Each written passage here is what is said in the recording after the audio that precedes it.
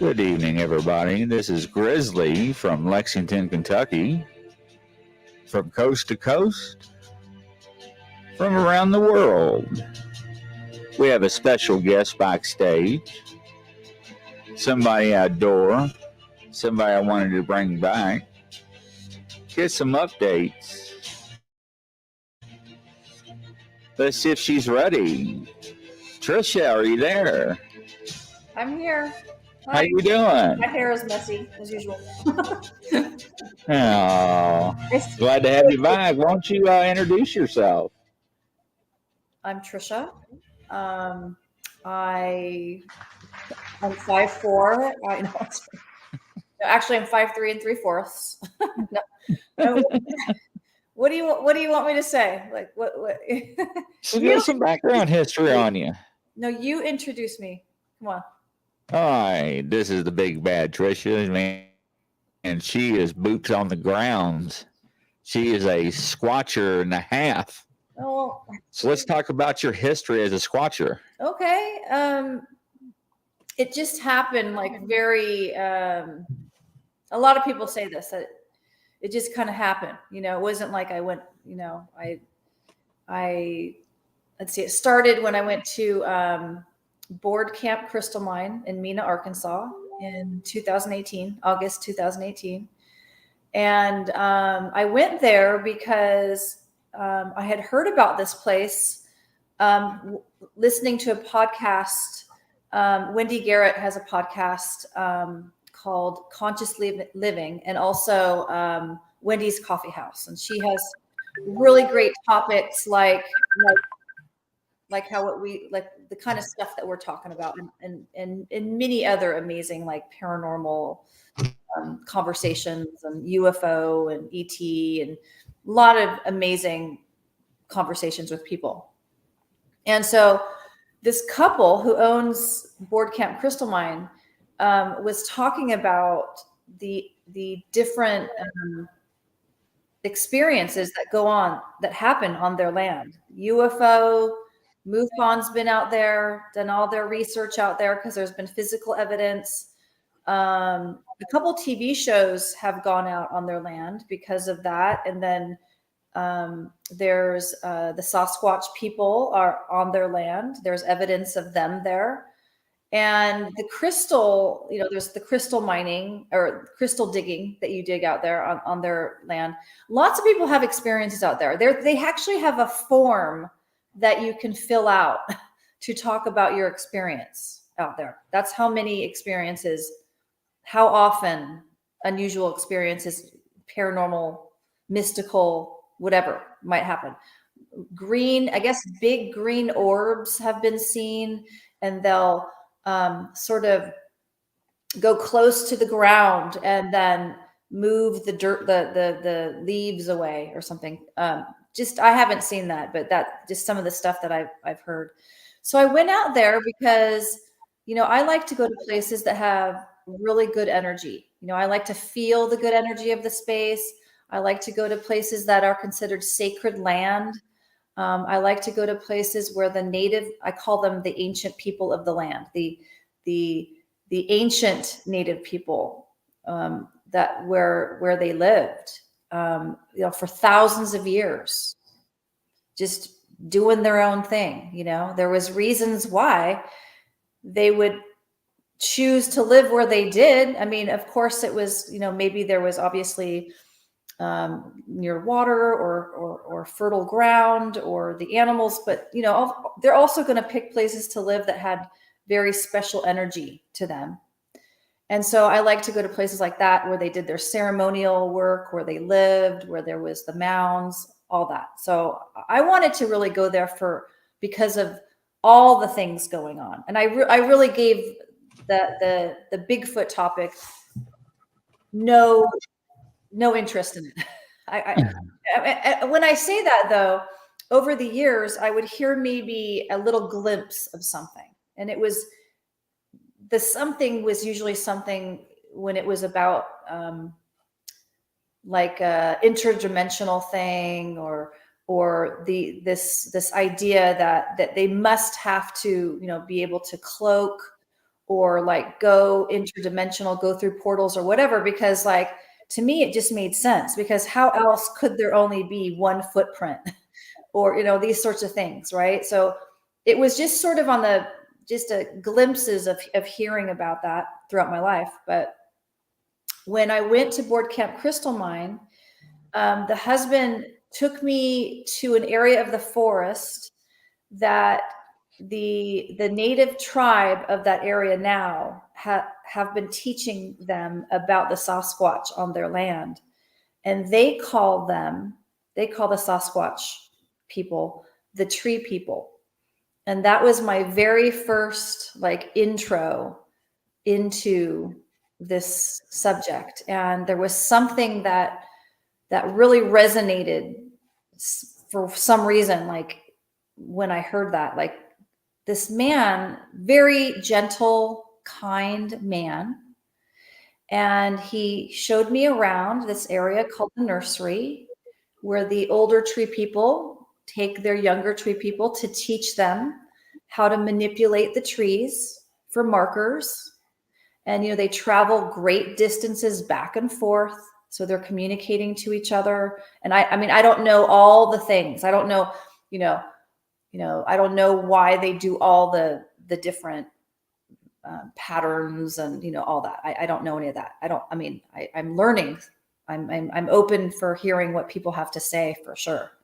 Especially people who are directly communicating with them. You know, those are people that obviously they have some like real, like legit information to pass along. So I listen in to the, you know, different documentaries and people's experiences, you know. So he showed me, my dog may bark. So, you know, That's okay. Okay.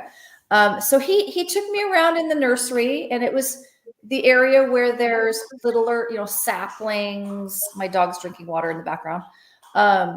Saplings pulled down with a log placed over the top, and branches leaning up against trees.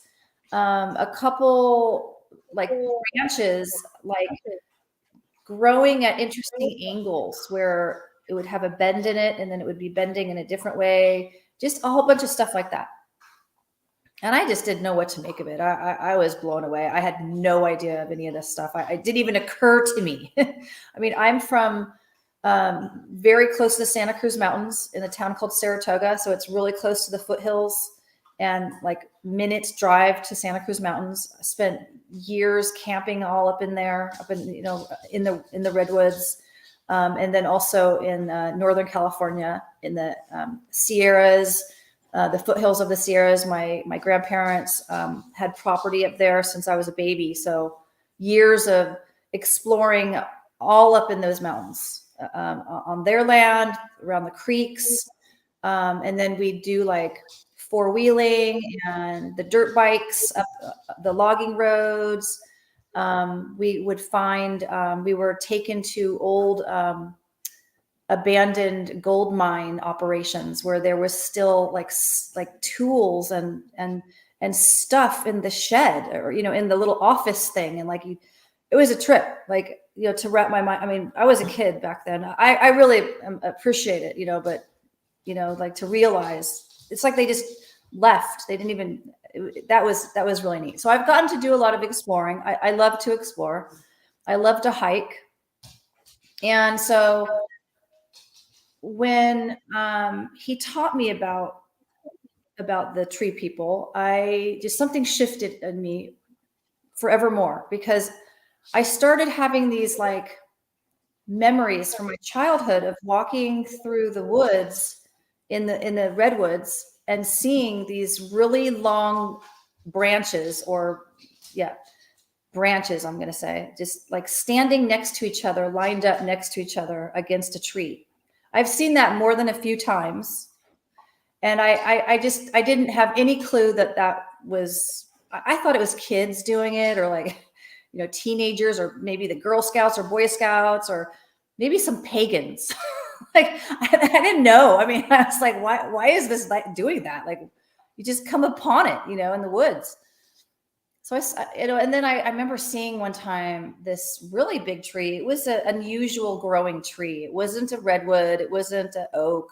I don't know. It was just some, like, I just remember seeing some long limbed tree that had smooth bark on it, and it was growing really weird angles. I just remember walking past it and thinking, like, it just kind of made me go, that's weird, that kind of thing. So that was some of the things that were popping up into my mind. I mean, there's a Bigfoot museum in Felton, California, which is not far from where I grew up. I think I went to it when I was a kid. Like, I didn't spend much time on that at all. I mean, I've had paranormal and mystical experiences since I was like a kid. So, and I was just focused on that kind of, that angle of things, and in my sports and just, being a kid. So when I got back from Mena, Arkansas, I was living in Savannah, Georgia at the time. And I asked on Facebook, I was curious, like, do people have experiences with the tree people? Like, I had no idea. I was just so, like, it was so fresh at that time. So this one person said, go on Dixie Cryptid. And I'm like, what's that? And so she said, it's a YouTube channel where he will read people's experiences that they email him. And so I started listening to him, and I was blown away. I like binge listened to his, because they were so interesting to me. I mean, I love the mountains. I love being in elevation. I have a big background in outdoors stuff, outdoors activities, learning, outdoor skills and backpacking and, all that. And so I was missing that for sure. Savannah is like so flat. It's like concave.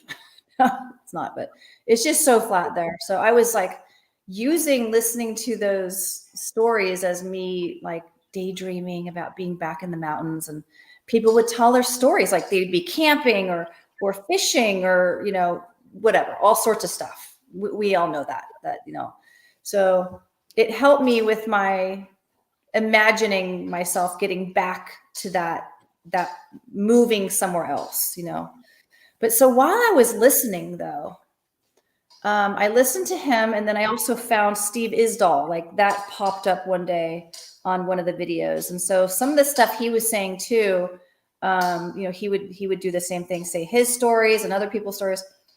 And so somewhere in there, I had two experiences that I remember from one time when I was in the mountains of Idaho, and then another time in the mountains of in Auburn, California, in the Sierras, the foothills of the Sierras.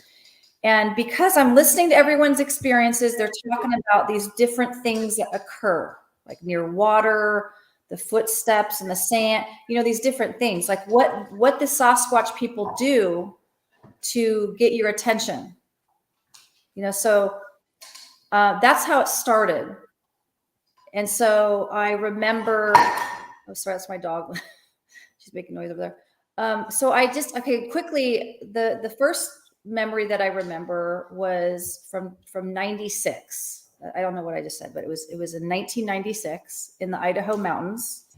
And I was on a fishing trip with a boyfriend, and we were along the Lochsaw River. And I think it was the Lochsaw River. I know we went there to go fishing along the Lochsaw River. So he was just doing the driving. I was just going along for the ride. So he pulled over along the river, and it was a winding mountain road, and all day that we were there, not one other car went by. So we were in a more remote location, and we were like down inside this little canyon. So steep angles up, just packed with trees, just very thick with pine trees. And so when we pulled over on the side of the road, on the left side of the road was the downhill slope that went to the river. And on that slope or bank were a whole bunch of like small boulders or big rocks that you see a lot when you're, sometimes at a bank or along a seawall or something. You know what I'm talking about, right? Right. Right. So I was sitting like about a fourth down. And then there was the river was about 40 feet across, and it was a slow moving river. I could tell it was pretty deep in that spot.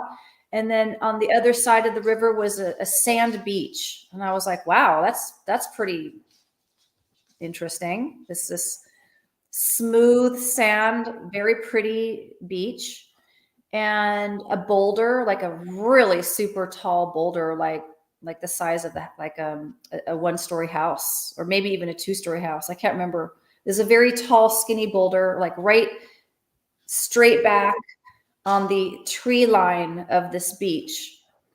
So, okay. So my boyfriend, he wanted to go to the store to get lures because he was not very good at fishing. He kept he kept like losing his lure, whatever. And I was like the one catching the fish, and that was pissing him off because I grew up doing it, since I was like 3. I'd be like the 3-year-old with the little pole, and my dad would put the fake frog on the end of it, and I would just go ding ding ding, so I would like entertain myself while my dad would fish. So I've been doing all that for a long time. So I wanted to stay out there, that I didn't want to go to the store.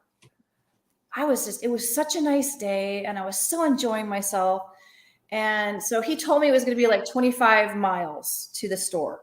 And so I was like, okay, I'm going to just stay here. And so I figured I'd have about an hour to myself. And so he left. He drove off in the truck. And so, right when he left, I turned around, I looked behind me. There, on the other side of the road was a tall bank, like, I don't know, maybe like 60 feet up. I don't know. I've tried to remember like heights, maybe 40 feet. I don't know, but I just wanted to make sure, you be smart when you're out. You look around. Is there like a mountain lion up there? Is there, just kind of look to see what's around you. And so I look behind me. And then just on top of that bank too, just trees, like for like hundreds of miles. No, I don't know. We were out there.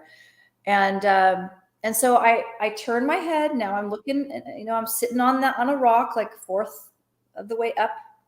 And there's the river. I look across, I see the sand beach. There's the boulder, and then all the trees, and then I noticed the left side of the beach are all like a line of footsteps going. And I mean, in my mind, I mean, I don't remember if I was thinking they were going from the sand or from the water up into the tree line. It was like a row, like steps, you know what I'm saying? Like two, okay. And in my mind, all I could think of what is a bear, because what else is there? At that time, right? So it was very quick. This happened very quick. And then, so I was thinking to myself, okay, barefoot steps in the sand. And then all of a sudden I heard a very loud tree snap. It was like a snap. It just like echoed through the whole little canyon. And it was like, I don't know, 50 yards, kitty corner up on the left side of that, above the beach, kitty corner up, inside the trees. And as I've like processed like this memory, I do think that there might have been like a small clearing up in there that was a little bit below where I heard this tree snap. It was so loud. I've been out in the country and mountains. I don't remember ever hearing any of that before that. So I was like staring in that spot where I heard the tree snap. And then I was starting to hear like this swaying of something, trees or bushes, back and forth whoosh, whoosh, sound.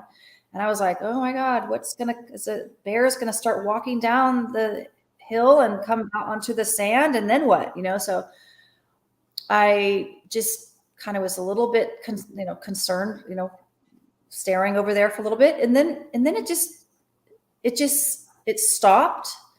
And I let it go. I forgot about it. And then I don't know. I don't even remember when my boyfriend came back.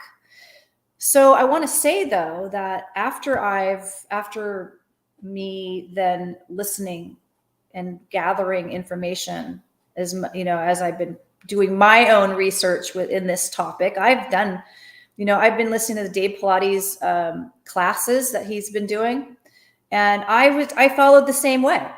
I did a lot of the same stuff that he obviously not to the extent of him, but I saw articles, I listened to watch documentaries, I had some of my own, putting things together too on my own. So the thing that stood out to me was, this is what I feel what happened.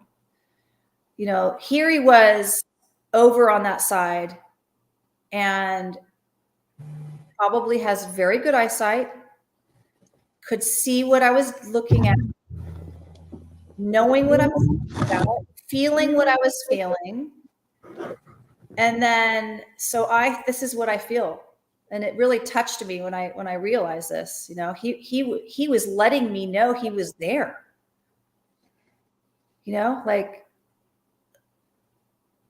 Letting it be known that he was there, and that was me.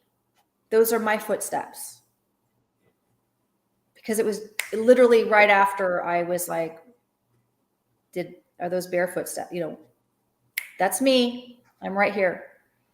And so I'm going to tell you, I cried a little. It made me feel very, it was nice. It was a nice feeling, because I realized that, I feel in my experiences I've been having, I'm still having experiences, currently. And I am very thankful that they feel that I'm sort of included in getting to be participated with, and they're teaching me. I'm learning. I'm getting messages, and I'll share that. But okay, so that was my first memory that came back as this, and I was like, no way. I'm in the club. It seems so fairy tale or magical land or whatever. Like when you're a kid and you wish you could have Pete's dragon, or be riding the dragon from the Never Ending Story or whatever, these. And so when you to know that they're actually these amazing forest people that they're, to me, because of my experiences, to me, they are human, part human, and they're flesh and blood and have abilities, interdimensional abilities, so that's my experience, what I feel. So, okay. So in 2005 or 6, I was mountain biking and with a guide that I was seeing, and I was ahead of him. I was first, and a couple minutes or so. And it was a windy single track trail down inside the trees in Auburn, California, which is the foothills of the Sierras, up Highway 80 up there, a little bit below the snow line, but very close to that. And so I'm coming around a left curve, and in my mind, it was a bear that ran in front of me, and not so close that I had to swerve or anything like that, but it was I don't know, 20 or 30 feet in front of me. It went from right to left in front of me on the trail. and I saw this very thick fur. But in my mind, because, you know, and I think this happens to us a lot because we're so used to what we know and what they are, what's out there. And so like, I thought I saw a bear, you know, so I was like, I saw a bear story for a long time. But then again, like, as I started putting all these pieces together and like watching different documentaries and like, you know, different things, I realized some things about this experience. So this is what it was. Basically, this Sasquatch ran in front of me and was only partially materialized. Like his midsection was showing. Like I did not see, there was no arms or legs or head. It was this basically kind of like a fur rug, fly midair across the trail. There was no sound. I know we all have, like, a lot of people have different experiences, you know, where Yes, they do. they hear footsteps and all. There was no footsteps. There was no sound. And then once he crossed in front of me, there was no like running of something up the hill or crunching of leaves or not. It was just there and then not there. And then there was a lingering scent, like a horsey, musky, sweet-like scent. And so I recently heard someone else say that too. I was watching a documentary, and that's what he said. It was like, you know, it's nice when you hear other people having similar, you know, experiences, you know, it's Right. a little bit of a verifying. So that was sort of another where I was like, that was my intro, you know, or I should say my, as I look back on some of my life, that's a pretty significant, you know, thing to have happen, because then it tells me right there, like they're letting me know, like he's letting me know right there that he's interdimensional. You know what I'm saying? I definitely feel like all the experiences that I've been having with them, they're very purposeful, and there's an approach for me, you know, because, you know, I'm kind of sensitive. I can be, I'm feisty and everything, but I appreciate gentleness towards me, and so now recently, so then, you know, I went out to the forest, that I started seeing a lot of the different tree manipulation things like that I was shown at the nursery, and I definitely feel like the way that happened was purposeful for my learning, you know, for whatever reason, that I was meant to see those types of things.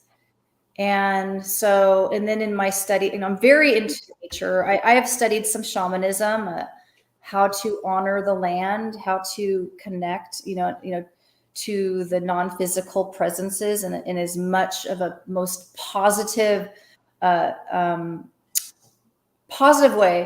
as you can possibly have, you know. So I'm like, I'm just going to go for the most mystical experiences that I can have. And I've been studying metaphysics for a very long time. So I'm like, I'm going to apply these different understandings of communication, friendly communication, how to talking to shamans and medicine, and listening to medicine people talking. And I'm going to see if I can have experiences through my way. Like, I didn't want to know there was a time where I didn't want to know a whole lot about what other people are doing to like connect with them. I just was only hearing the experiences, you know? So I was like, I want to see if I can connect with them in my way, being me. But, you know, then like they have been connecting with me. And so I went out to this forest, and I basically talked to the space, and I talked to the trees, and then, you know, the roots going down inside in the earth. And I sort of just did this imagining that I was talking to the entire planet of the Sasquatch people and telling them, thank you for being with me. I want to be friends. I want to know you. I want to learn from you. I want to help you in any way I can. I cried. I felt this such a thankfulness to them, or appreciation. That just kind of welled up inside of me. And then very soon after that, I started hearing owls, like the owls, and the owls. I heard that very soon after, and then I started hearing their vocals. That started in 2019. When I went out to the woods and then said I want to know you and all that. And then very soon after, I was on some land in Elabelle, Georgia, which is about half hour from Savannah, in the country. My friend has land out there. He has 8 acres. His cousin has 8 acres. His brother has 8 acres. Whatever. All these different family members have 8 acres all together on this very pretty part of the country that's right along the river. I think that river might be called the Ogeechee River. I'm not positive, but I started seeing evidence out there too of the tree manipulations. I was like, no way. This is. It just makes me wonder if somehow your eyes are opened and then you can start seeing things. Because recently I was in a forest that I had been out a few times, and I'm always looking now. Like I look around, I can't help it. I look to see if I see any tree manipulation stuff, and I wasn't seeing anything out there. And then all of a sudden I went out, I don't know, like a couple weeks ago or so, I don't know. No, now it's like a month now or something. I could not believe how many of the whatever you call it, the arches, how many of the arches I was seeing. It was a ton. I videoed. It's on my YouTube channel, Exploring the Paranormal with Tricia Brown. You can go out. It's about, I think it's like a 20-minute video. I just couldn't believe it. I had to document it. I had to document how many things I was seeing out there. And the fact that, how did I not see this before? I mean, they are not all new all of a sudden. So was I not allowed to see at that point? And then I was. I just don't have that. I don't know. I don't know that part. But you know what I'm saying? It's just right. Trippy. So, and then it's nice when I hear from someone telling me in your video there was some turquoise looking. I just thought it was garbage out there. I was like, oh gosh, because it's such a nice area of land. And what is these turquoise looking objects laying on the ground? And then somebody called or messaged me or whatever and said that there's a lady in Ontario or something like that she sees similar colored objects out where she goes, her site, her what do you call it, place that she goes and does research, whatever. So that was kind of interesting to go, okay, well I'm going to go see if they're there again, or if they're moved to another location or whatever. So so I started, okay, so I heard these owl sounds. I heard an owl call this one day. I was walking around out there on the land, and when this call happened, there was something about it that it sounded a little different. It did that little inner voice thing where I was like, do you know what I'm saying? I was like, that's interesting. And then there was a return call in a completely different point in the forest of that same, It's almost like you're talking to each other, but using that tone to blend in or something. Here she is. Okay. I don't know. I don't know what All right. So also around that time, I'd go out there and help my friend's sister on her land. I was like, let's clean up your land. Let's trim trees and, let's do it. So I was helping her. We were all helping her with that. And there's a neighbor that was living in a camper on his brother's part of the land, and he would ride by on his motorcycle. So this one day he came over to say hi. And I, of course, I don't know why, because I'd seen the tree manipulation stuff, and their land has a lot going on it. There was plantation at one time. There was slaves quarters near the river. I'd walk out there, and there's this area where these really tall oak trees. I'm like, there's something special that happened here. Like maybe that's where they lived or something. There's an Indian mound somewhere on their land. They don't know where it was. So a lot of neat, different things in history on that land. So I asked him, have you had any experiences out here? And he said, yes, I hear something knocking on my door. And What? Like, really? Yeah. I was like, really? I'm going to have to start asking this guy some more questions. Like I'm going to have to try to be all like kind of nonchalant and be like, I'm going to come over and knock on your door and like try to ask like do some research, do some like investigation, and ask him a bunch of questions. So I waited a little bit and went over there and wanted to ask him some questions about that. Wanted to find out, is this a spirit or is this a Sasquatch that's knocking on his door? So he came outside and we're talking, and it was in the summertime or like September or something. I can't remember. And it was getting to be that time of the day where the sun is still up, but it's going to get to be dusk soon. And the insects were really chirping in the trees loud. Like it got like really loud there for a little bit. You know how they do that sometimes. And we're talking, we're standing, just talking like, I don't know, 15 feet apart or something.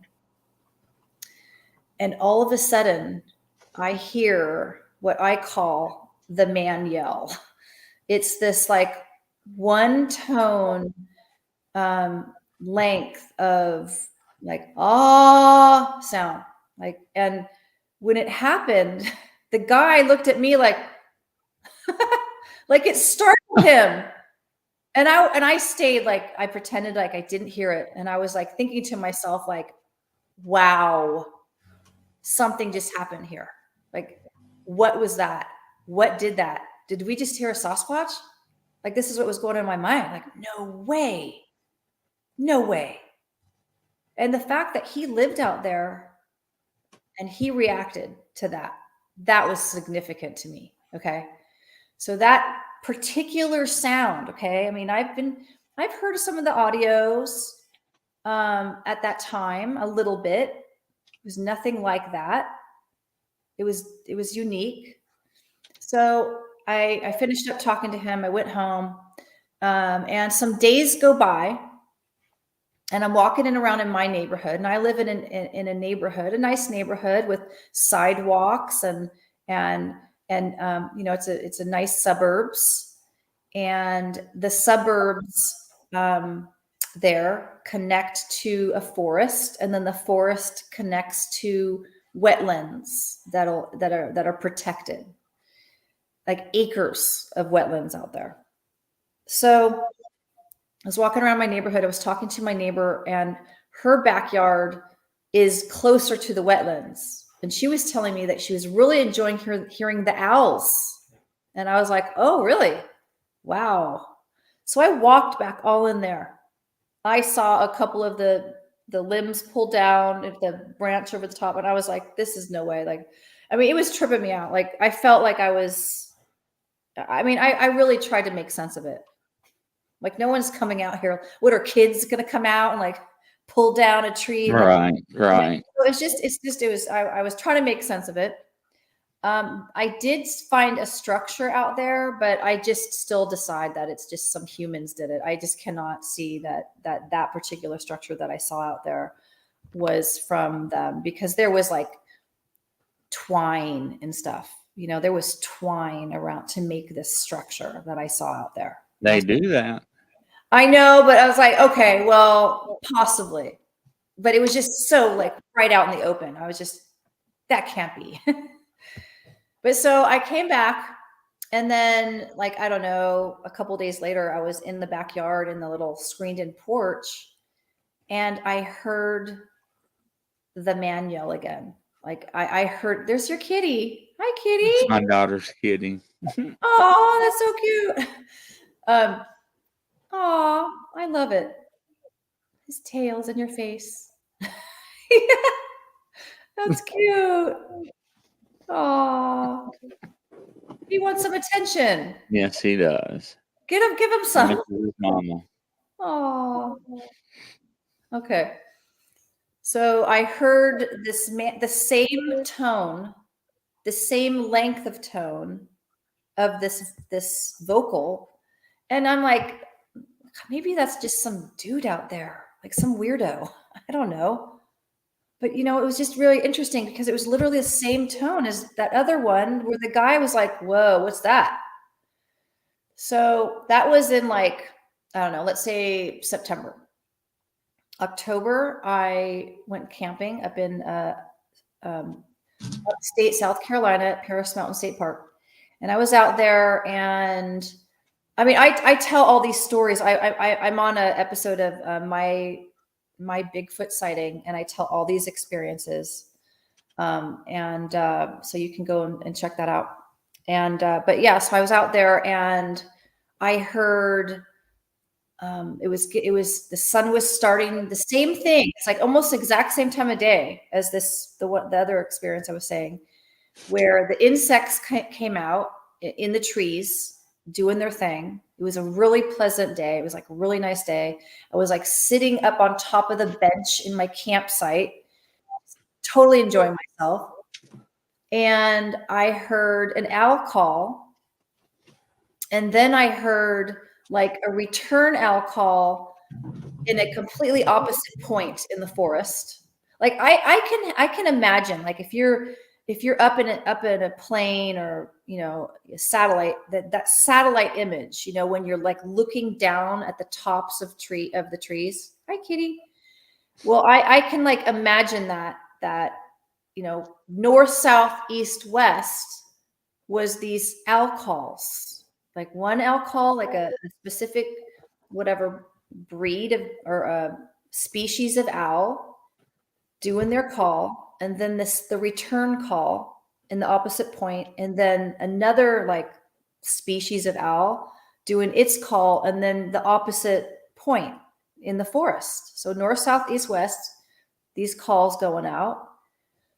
And then the sun went down, and it was like pitch black out there. It was so dark. It was like one of those non-moon nights. And I was standing, so I moved over. I was standing near my truck. I was in a spot where you have a cement parking lot for your car. And then there was the side of that camps, the parking lot spot right there was a downhill slope that went pretty far down to a road way down there that would just take you up to the hiking trails and stuff like that. And so I really try to, this location, there was a lot of land and just natural land.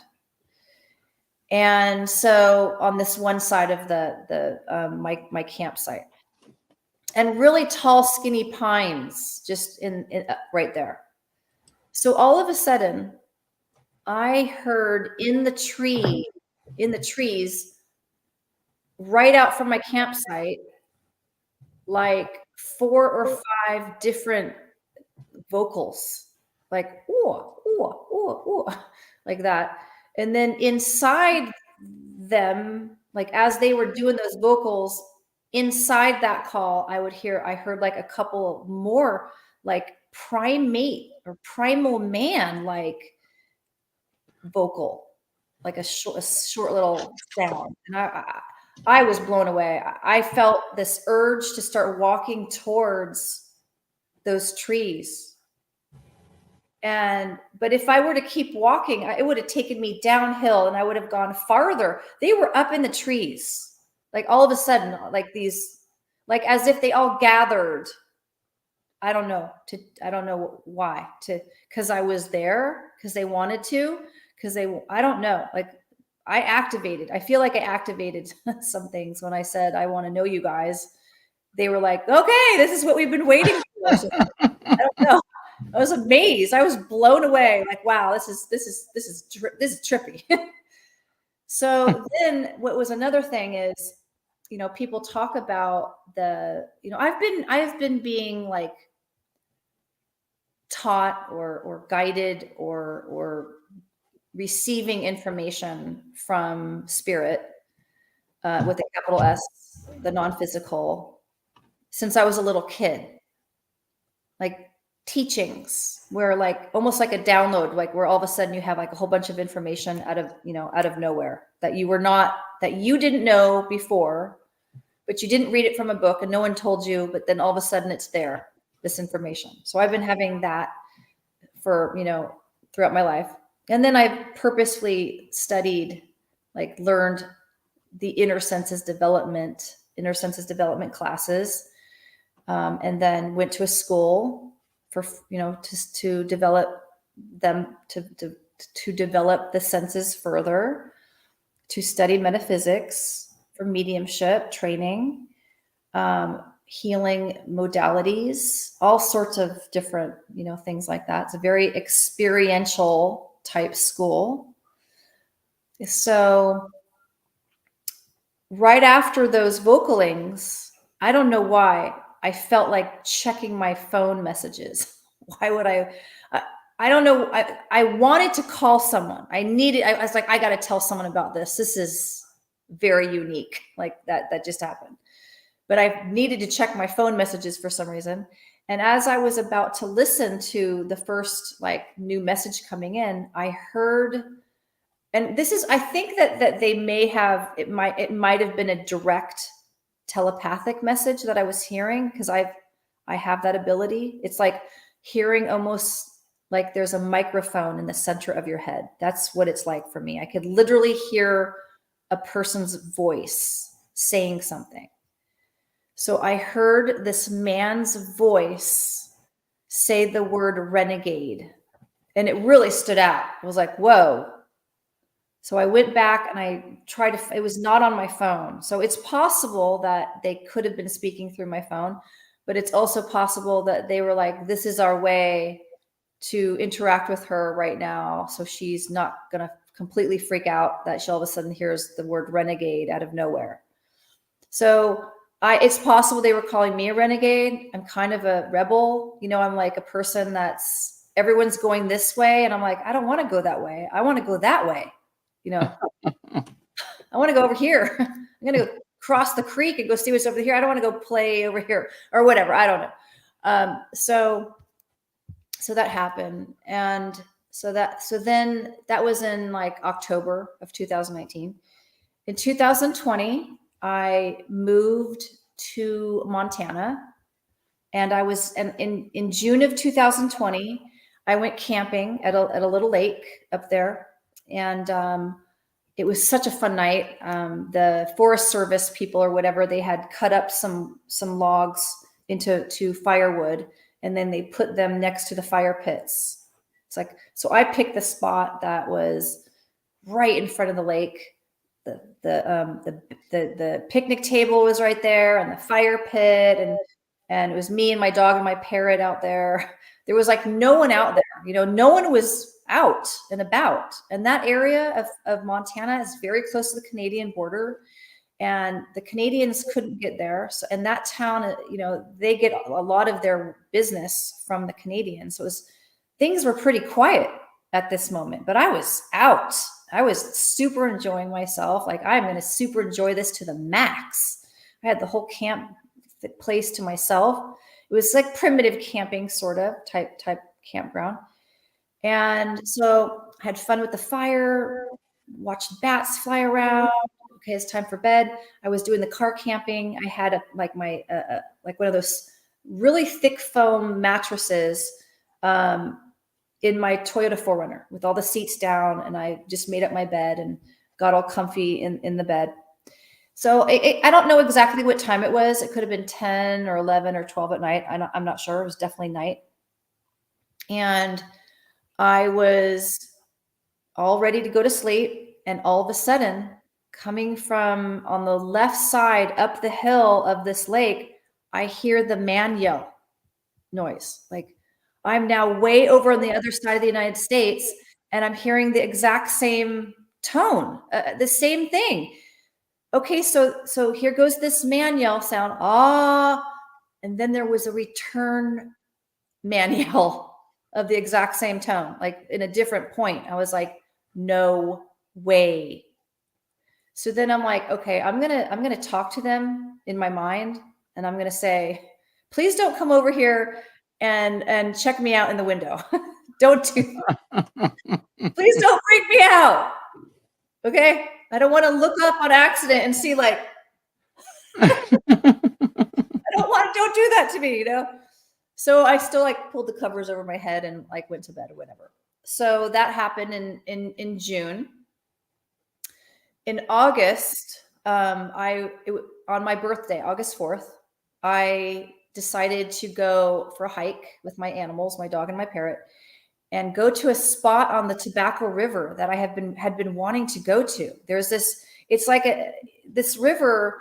There's a trail that's like 7 miles that was from an old railroad tracks that goes through town, and but behind town, like in the wilderness section of this little town. And so there could be bears out there too. Like there is a sign like right at the entrance to watch for that and what to do and what not to do and that sort of thing. So I had been out there a few times. It's a great trail. And so the Tobacco River, the way it weaves closer to the trail sometimes and farther away from the trail and that kind of thing. And so there was a section that you could walk down this embankment and then go onto the part of the land that when the water is low, it's just the river rocks on the ground that you're leading towards the skinnier section of the river. And there was this S-turn that I wanted to go to. Like there was something about it that I was like, I want to go to this S-turn part of the river. It just seemed like special to me. So I was out there. I brought my stuff. I was going to stay there for a little while. I brought my chair, like this little fold up chair thing, and my book and one beer and my water and my animals. The book that I was reading, I want to show you. I'll be right back. I want to show you this. Okay. Very interesting, ladies and gentlemen. Sounds like she has some very good experiences, and especially some calls. That's very interesting to hear. There's more stuff that's been happening too. Okay, so this is the book that I was reading. It's called The Sasquatch People and Their Interdimensional Connection. Okay, this is the book that I was reading this day at the river. So I sit down and I start reading the book. I was like, and then I look over across the river upstream, to my right ahead, upstream on the other side of the river. I see it looks like an otter or a beaver. I wasn't sure. It was up on the bank. It was just kind of maneuvering around a little bit. I couldn't see its tail. And I was like, oh, wow, look at that. How cool is that? I love seeing nature. I'm totally into, wildlife and all that stuff. So I turn back for a second and I look back and it's gone. So I'm like, oh, wow, where'd it go? Like it must have just gone back up into the grass. Okay. Right after that, I started hearing a deer snorting behind me. Like I turn and there's all of a sudden this deer behind me, like making like direct eye contact with me. And I think it was like a young buck. Oh, that is the cutest thing in the world. I love orange kitties. What's his name? Cheese It. What? Cheese It? Cheese It. Oh, oh, Cheese It. How cute. Okay. So this deer is snorting at me and I'm like, hi, I'm Tricia. And this is Manny, my parrot, and that's my dog, Lucy. I always, I introduce myself now. And so I then kind of mimicked the snorting back, like I'm bonding, like trying to bond with the deer, or just kind of have like have a fun little thing. And then I just was like, okay, whatever. I'm going to go back to my reading. And he just was there when I turned back around. Open my book, sit back down. All of a sudden, I hear like a kaplunk, like a small sound of something going into the water. So I look upstream, thinking that I'm going to see like this otter beaver, his head swimming around in the water. And I'm like, there's nothing there. It's just the water, the current, and that's it. I was like looking and looking and looking. I'm like, I heard something. There's nothing there. So I'm like, okay, whatever. Get back to my book. All of a sudden, right out in front of me, like on the other side of the bank, in the water, out in front of me, splash, a big rock. And I'm like, I'm going to guess probably like a little bit bigger than a softball. I stood up, boing, like it stood me up, man. I was like, stood up so fast, like, whoa, what just did that? And there's no one out there, just me and my animals. The trail, where the trail was, way too far for a human to throw a rock and land it that way, because it was aimed, like it had a lob on it. It wasn't like ricocheting in or line drive. It was, to me, it was placed in that spot. So it could have been right there on the other side of the bank, just dropped it in and I can't see them, or maybe up on the ridge way up and just aimed it so good. I imagine that they have really good aim. So it kind of freaked me out a little bit. Like, I'm not sure what to think about this. And then I started feeling, and recently I was watching one of Steve Isdall's videos, and he mentioned that when he has been in their presence, he says he feels like a pressure.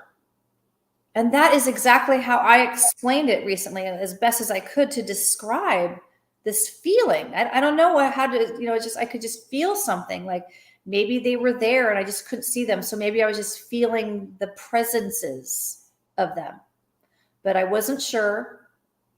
And so I said out loud, am I bothering you? Do you want me to go? Do you not want me here? I'm just trying to make sense, like talking out loud. And then I said, can I watch you do that again? Will you do that again? Can I see? Like, I wanted to see them throw a rock right. I wanted to be watching it and see what it does in the moment. Like, what will happen? That's something like in my previous earlier years with like paranormal experiences, when you're having an experience, it so happens so suddenly that you're in like kind of a shock and you're like staring, like maybe I should have asked a question or like try to communicate at that moment or whatever. Right. So I said that, can you do it again? And then I thought, I'm just going to go. Like, so I looked down to start picking up my stuff. Splash. There goes the third rock in that same place as the second rock. And I was like, whoa, wow. I mean, I'm going to tell you, like I have been having more and more and more and more and more of these experiences that are just a little mind-boggling, because they're definitely, I wanted it. I asked for having mystical experiences. I've had mystical experiences in one way or, a lot of my life, but more things are happening. I'm getting to have more unique things. Okay. So that happened. I moved to Pensacola, Florida in December of 2020. So in 2021, I'm walking along at an area, a neighborhood called Navy Point that there is a bayou, a big bayou that separates that neighborhood from the naval base. And there is a paved trail. It's a really nice paved trail that takes you along the bayou. It's between the bayou and this neighborhood. And inside the trail are just pines and oaks. It's just a very nice feel there. Like it's a very, I can imagine that the ancient people like were there a lot, it's such a pleasant area.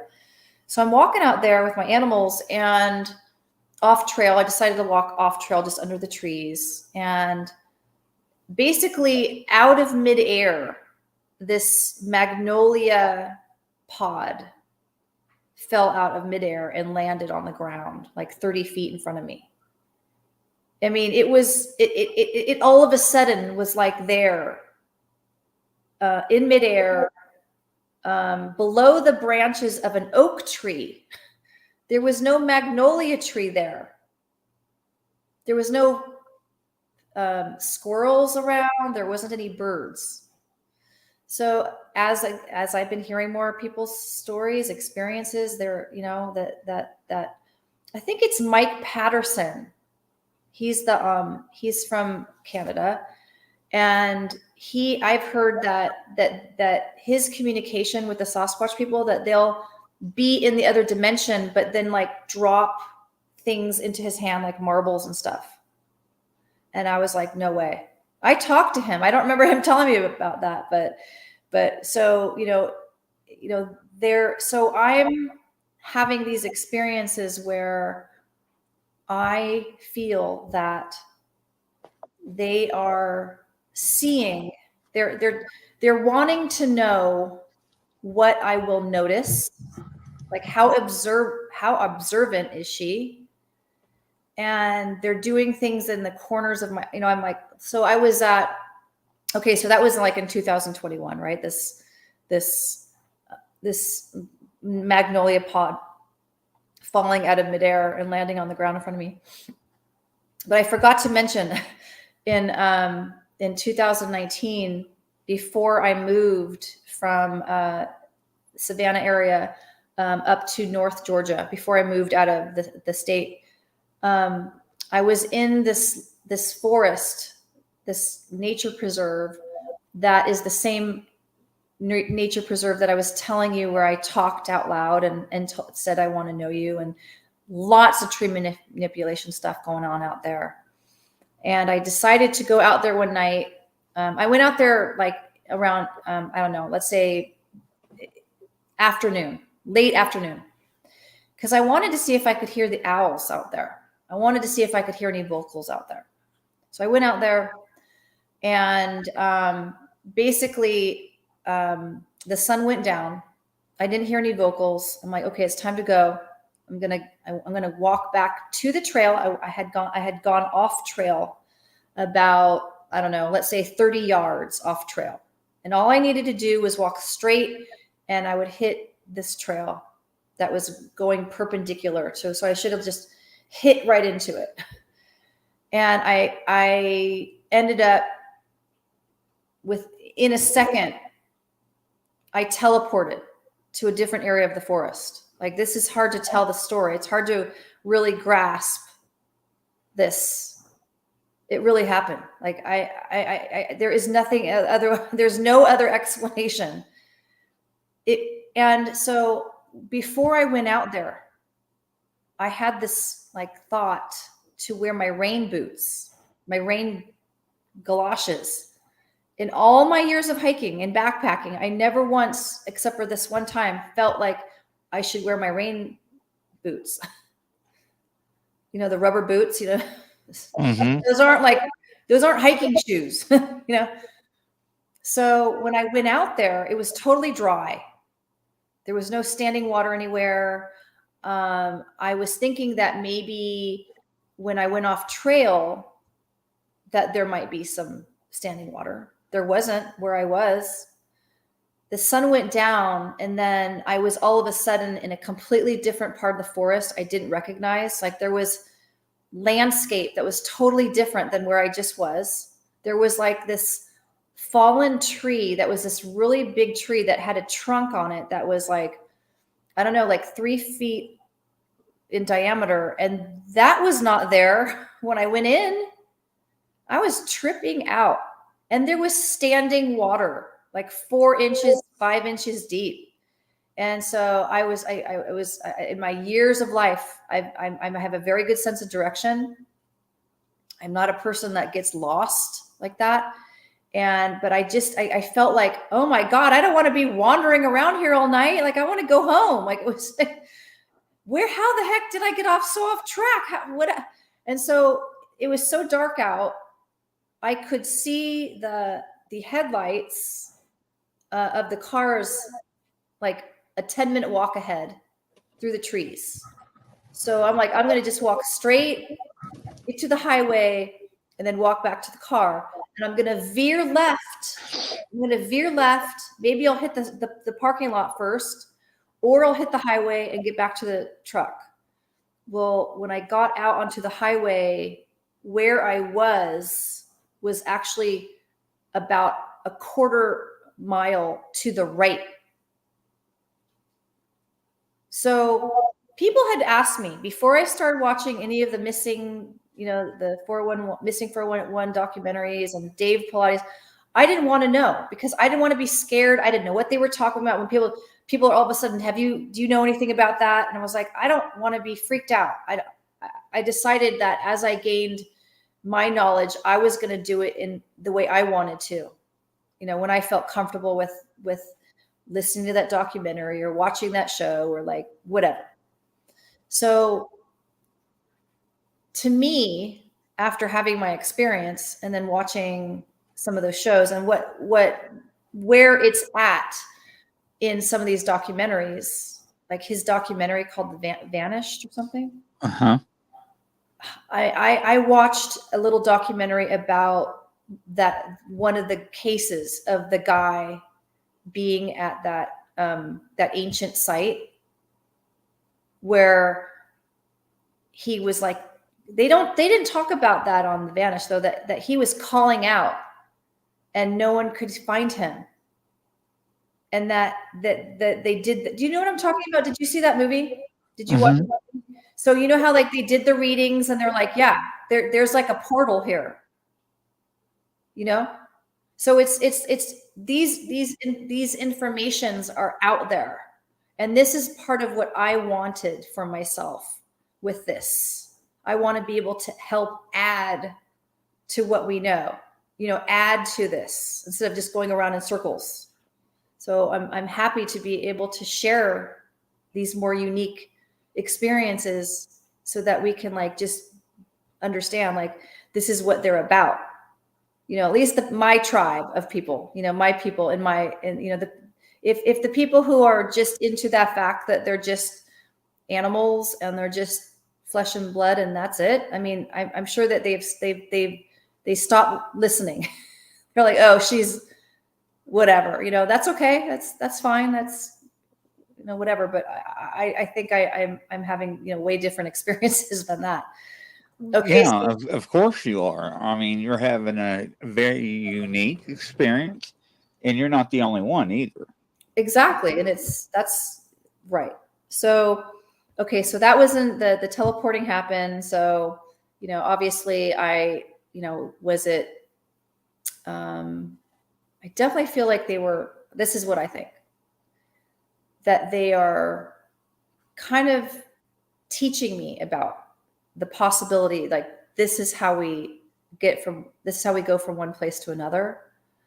Now, could it be that they don't have to go through a portal, that they do go through portals? We hear that they come out of a portal or a doorway. All of a sudden, there they are. They're partially showing themselves. So like, I don't think he was going through a portal when he went in front of me. He was partially showing himself though. So that's just like a partial materialization. Just like on this cover of the book, it's like coming in and out of, sorry, I can't. Mm-hmm. So this possibility of just teleporting when you feel like it, and or going through a portal. Do you know what I mean? So did they make me teleport, or did I go through a bubble of space? So this is kind of the stuff I'm wrapping my mind around. I had my parrot was on my shoulder. My dog was following along off leash. They both came with me. It just is, trying to wrap the mind around it is just trippy. Okay. Right. That happened. All right. So then, let's go back to, 2021, the magnolia pod fell out of the sky, fell out of midair, landed on the ground in front of me. And then 2 days in a row, I had experiences with plants where they moved by themselves to tell me that, to let me know that, I don't know how to explain it. Like, not only are we alive, obviously we're alive, we're planted into the ground, you're watering us, us, we're healthy, but their branches moved like arms. I swear, I was just drinking water that day. Just completely just me, just like 2 days in a row of like mystical experiences. So things like that. Okay. So I moved up to Alabama, near Birmingham about 6 months ago. So here we are, 2022. And I found out that there has been many sightings along the Cahaba River, and I live not far from there. So there's some trails, like some new trails out in this area out there, like a park, mountain biking, hiking. There's like a couple pavilions out there. There's a section where you can drive your truck in or car, whatever, dirt, like fire roads. And then you can go to different areas out there. It's really neat. I really like it out there. And then there's a trail or like a road you go down, and that's where like one of the canoe or kayak entry points is in the river and all that. Okay, so about a month after I was there, I'm going to say like June or something, I was walking along this trail, and I was hearing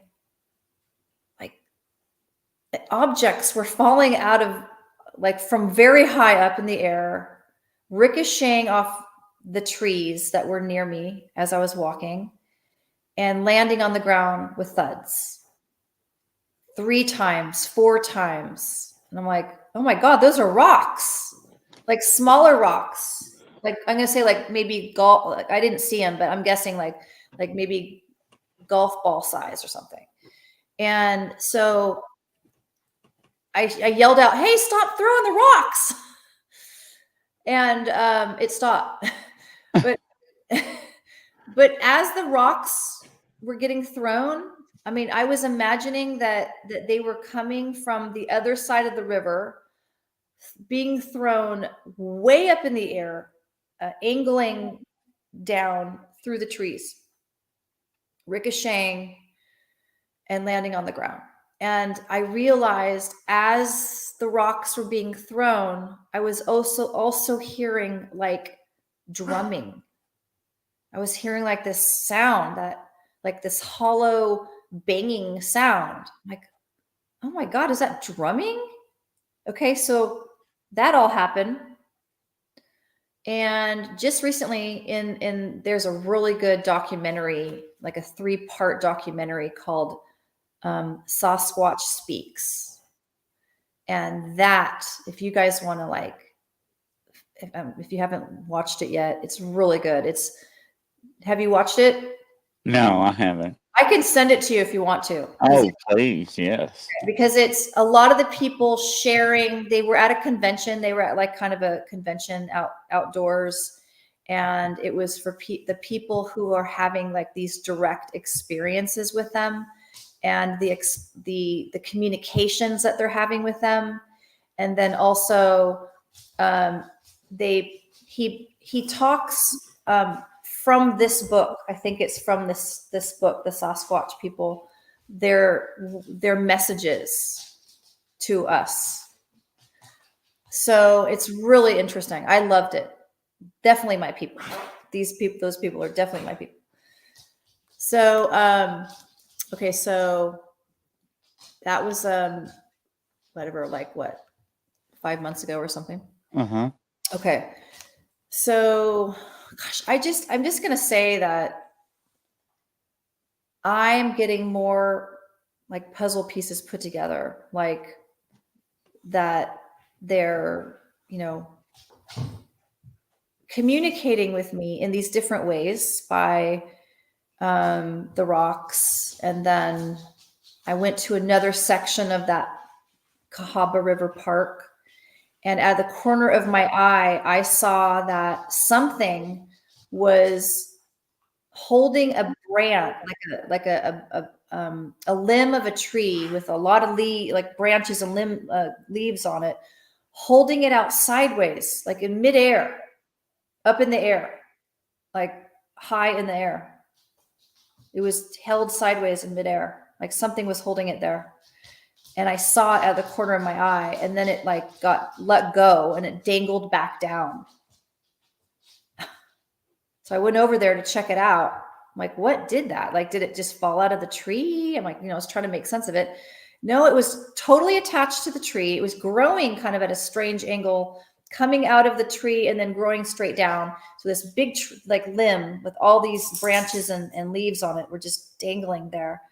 And so I went back to just do a little documentary, like do my own little documenting and, talk about what I just saw. And as I'm pointing my phone there and filming, I saw a limb above that one bend down, like move by itself. And I when you have these experiences, I mean, you're just tripping out. You're Right. like, what? What? So you try to go, no, you try to like, no, that didn't happen. That was nothing. That was just the rain. The rain did that, or, whatever. And so there was a guy that got a hold of me. He has a documentary called Finding Jay. He has 2 documentaries called Finding Jay.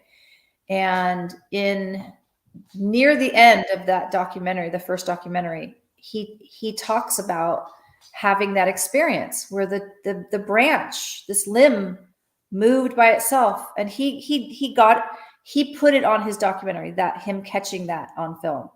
I ended up deleting mine because I felt stupid. Like, I'm making this up now. Like, that's what I was like thinking. Like, I'm making stuff up. Like, I'm like over. Like, people are gonna think that's stupid and whatever. He's like, "Do you still have that footage?" I'm like, "No, I deleted it.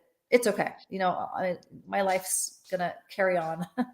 But so it's like when you hear other people say the same story, it's verifying. I mean, you have it, but you know what I'm saying? You just sort of second guess yourself a little bit sometimes.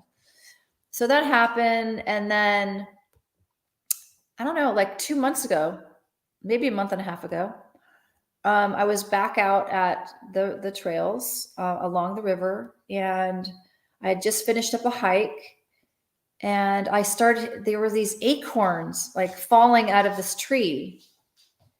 And I was just thinking, oh, it's just because it's fall. The leaves are falling, the acorns are falling.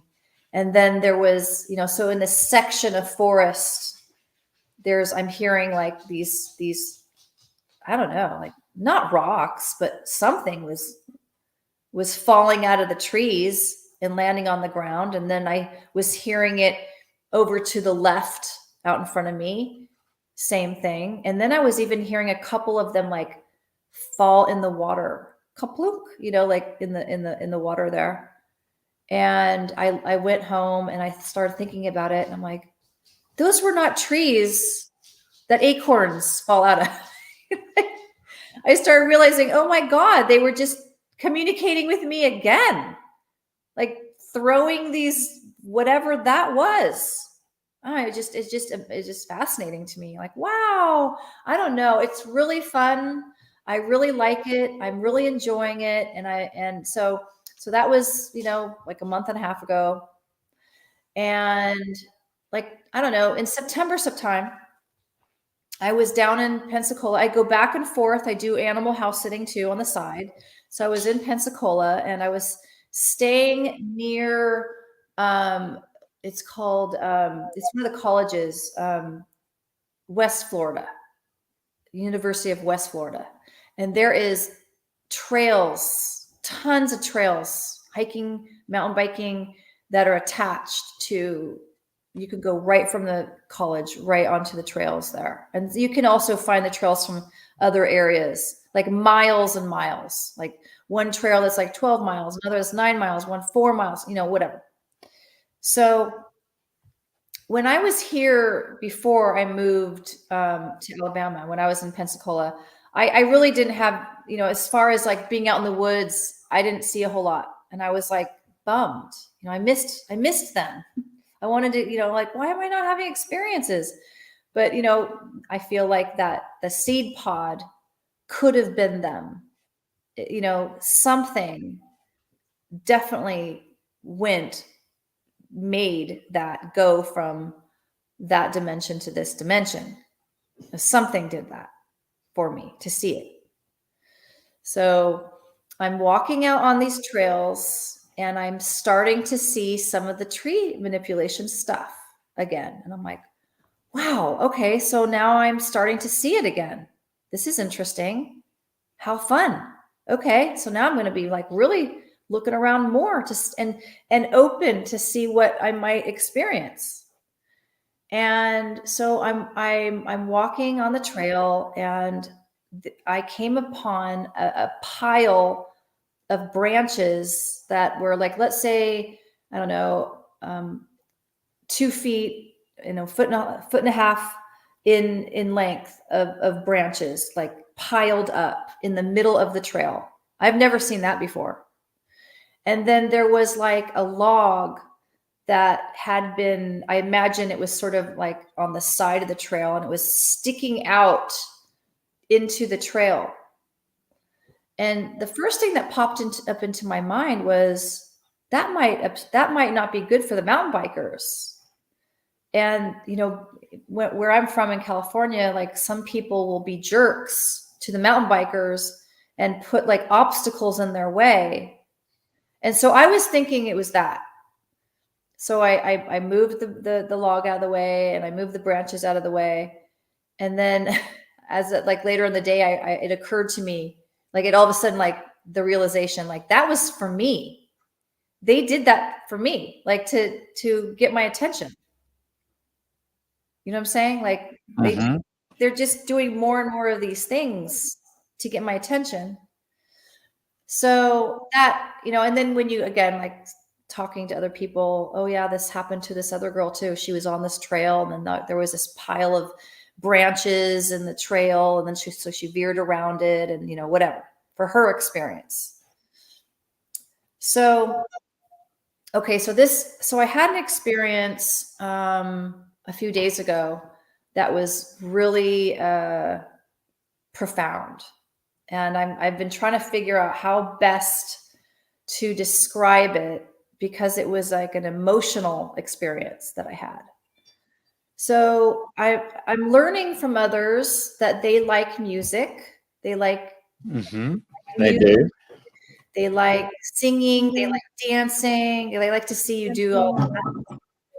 And they're also very heart-centered. And I keep hearing this over and over again. And I've talked about it too, that they're very connected to the heart and they know your heart. And so and I'm going to talk about this. This is something I'd like to add to this, with all this is that with me hearing what I call the man yell, and I was describing this on my Bigfoot sighting. This guy commented and he said he has heard it that way. And when he typed it out, he spelt it like AHHH, like ah, and that is like literally how I heard it. And I realized that this, I feel like it could be a correlation, that sound is the same tone that you say during I do an energy healing called color and sound therapy. And each chakra has a different tone that you vocalize that corresponds to the chakra. So I'm going to show you something. Okay. Let's see if I can do this. Okay. So the 12 the 12 chakra system, color, sound, note, 5 sacred languages. Okay. So the chakra, characteristic, color, note, sound. Can you see that okay? Yeah, sure can. All right. So here is number 6, heart. The one who cares. That's Jesus. Green is the color. F is the note. And that is for the tuning forks that I do over the chakra that harmonizes with the energy center of that chakra, F. Okay. And the sound that I tone with my voice is awe. Awe. It's literally awe. It's literally the same tone that I'm hearing. It's trippy, I know, but I just wanted to tell people That's wild. Okay, so wanted to just add that as I'm gathering, as more stuff is, I don't know, being taught to me or made me aware of, or the correlations of some things. Okay. All right. So since I was like, I'm going to go out and I'm going to play some music while I'm walking, music I like. And the last couple days, the song Michael row the boat ashore. Do you know that song? Do you know that song when you were a little kid? Mm-hmm. That was in my mind out of the blue the last few days. Okay. So when I went out there, I found it on YouTube. It's a really, really good, newer, like a modern version of it. It's done so well. And there's something about the tune and this whistling, and then the guy starts singing. I started crying. Like, it was so touching. And it's uplifting. This song is so uplifting and peaceful and wholesome and just very gentle. So I'm out there, and so it's uplifting me as I'm listening. And then that went off, that song stopped, and I started listening to some other songs that were on, and I was just really enjoying myself out there, listening to songs that I enjoy. And then I just had time to just think and just wonder about them and whatever. I was just sort of free flowing my thoughts. And all of a sudden, I started putting together all my different experiences that I'm having, like these unique things that I think is the tree people connecting with me or letting me know that they're there in a specific way, in a specific approach. For me, it's gentle. And I realized, and other people have talked about this too, that there's this part of you that feels like a connection with them. And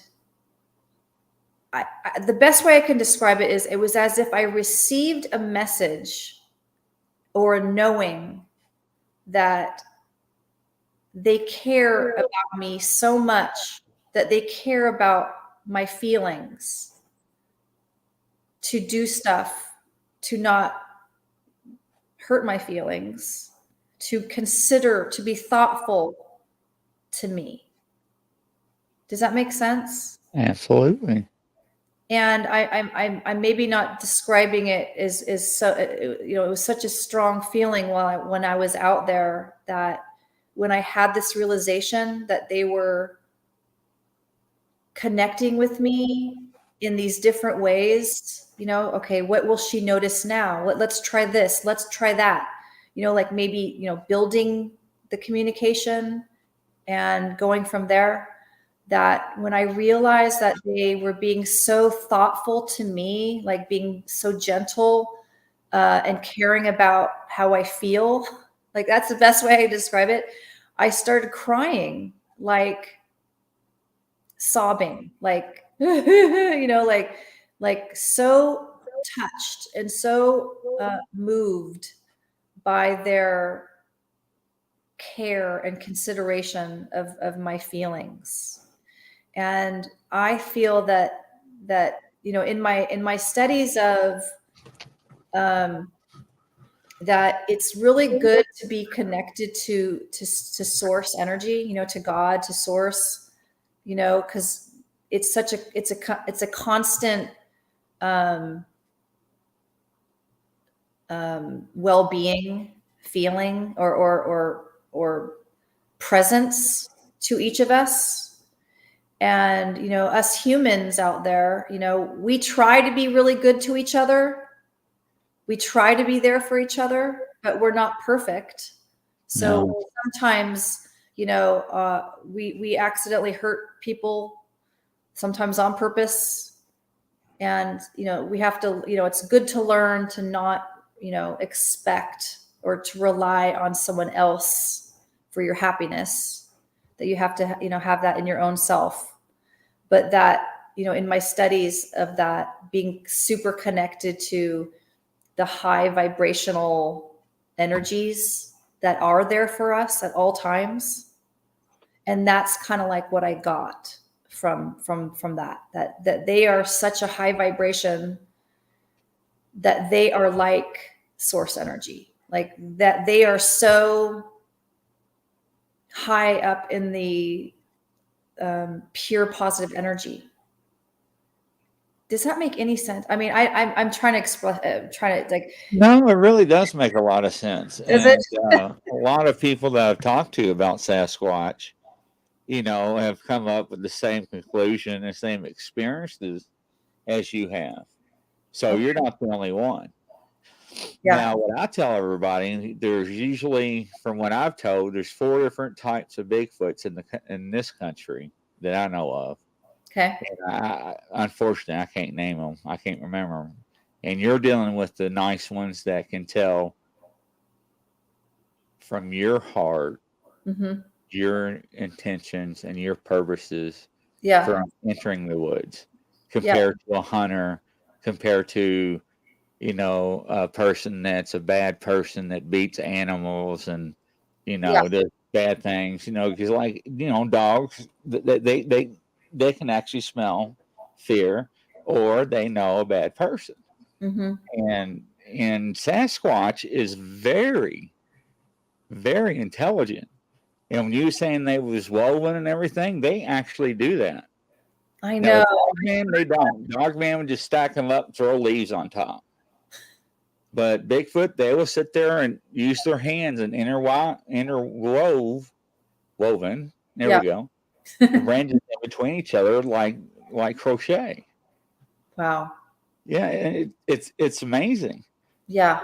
And what's really amazing is that you have had these experiences for so long. Yes. Right. That was really neat to realize, like, wow. Okay. And I wanted to add to that. Yeah. Thank you for saying that, because that was also a message that I received, was that imagine, like, think about it like this. They've been here for a very long time. Absolutely. Could it be millions, thousands for sure, years? So they've been watching us humans, observing us all, you know, they can all the time, just observing us humans in the world. And that's kind of it. But like this realization of and in my experience with, since a little kid, one of the times when I was in my room, or my parents' room, and I was getting ready to walk out, like towards the door, and all of a sudden I received a download of information that basically it was like, even when you're by yourself, to do the right thing, because it's really good for your conscience. You want to have a strong conscience. You want to have that peace of mind that you were a good person, even when no one's watching. But then it was kind of like, but we are watching over you. Right. So we are knowing what you're doing. And that's why they call them the Watchers. I've never heard of that before. Yep.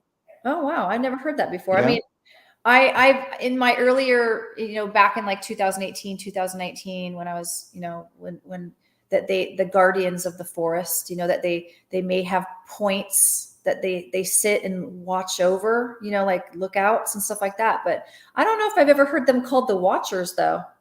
Mm-hmm. Okay. Yeah.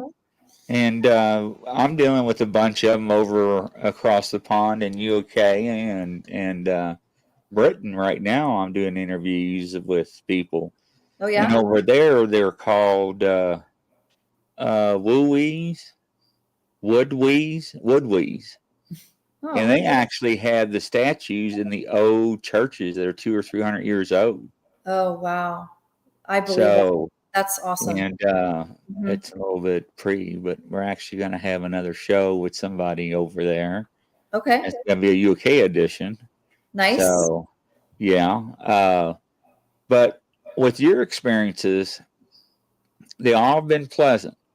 And the only thing I'll ever tell anybody is just be cautious, because if you do come across a few and one of them has a child or a baby, you know what happens with the baby when it comes to a mother with the bear. Right. They do get aggressive. But other than that, you're keeping your distance. You're not, aggravating them. You're not antagonizing them. You're not causing harm. Antagonizing them, because that's You're not out there with guns shooting at them or shooting up in the air and hollering, screaming at them. No. You know what? It's interesting that you mentioned that, because there's a guy that I forget his name, but he's on Facebook. He's one of my Facebook friends, and he is an amazing artist.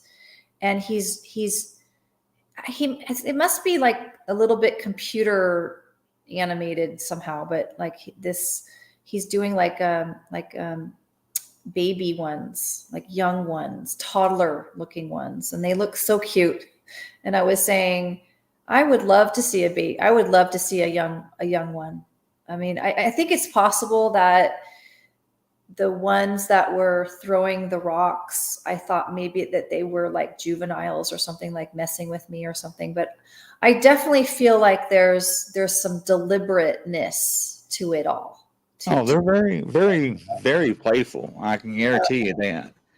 Now, if you go back to one of my old videos from Canada, from a Native American, it was her dad, her uncle, her brother, her cousin, and somebody else brought a Bigfoot body back to the porch.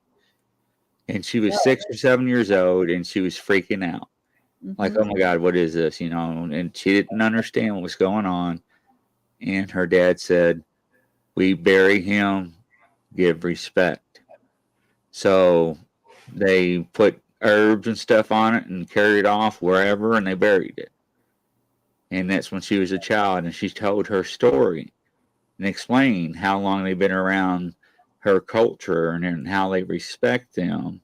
And they see them on a regular basis. They just mind their own business. Yeah. I love those stories. It makes total sense to me.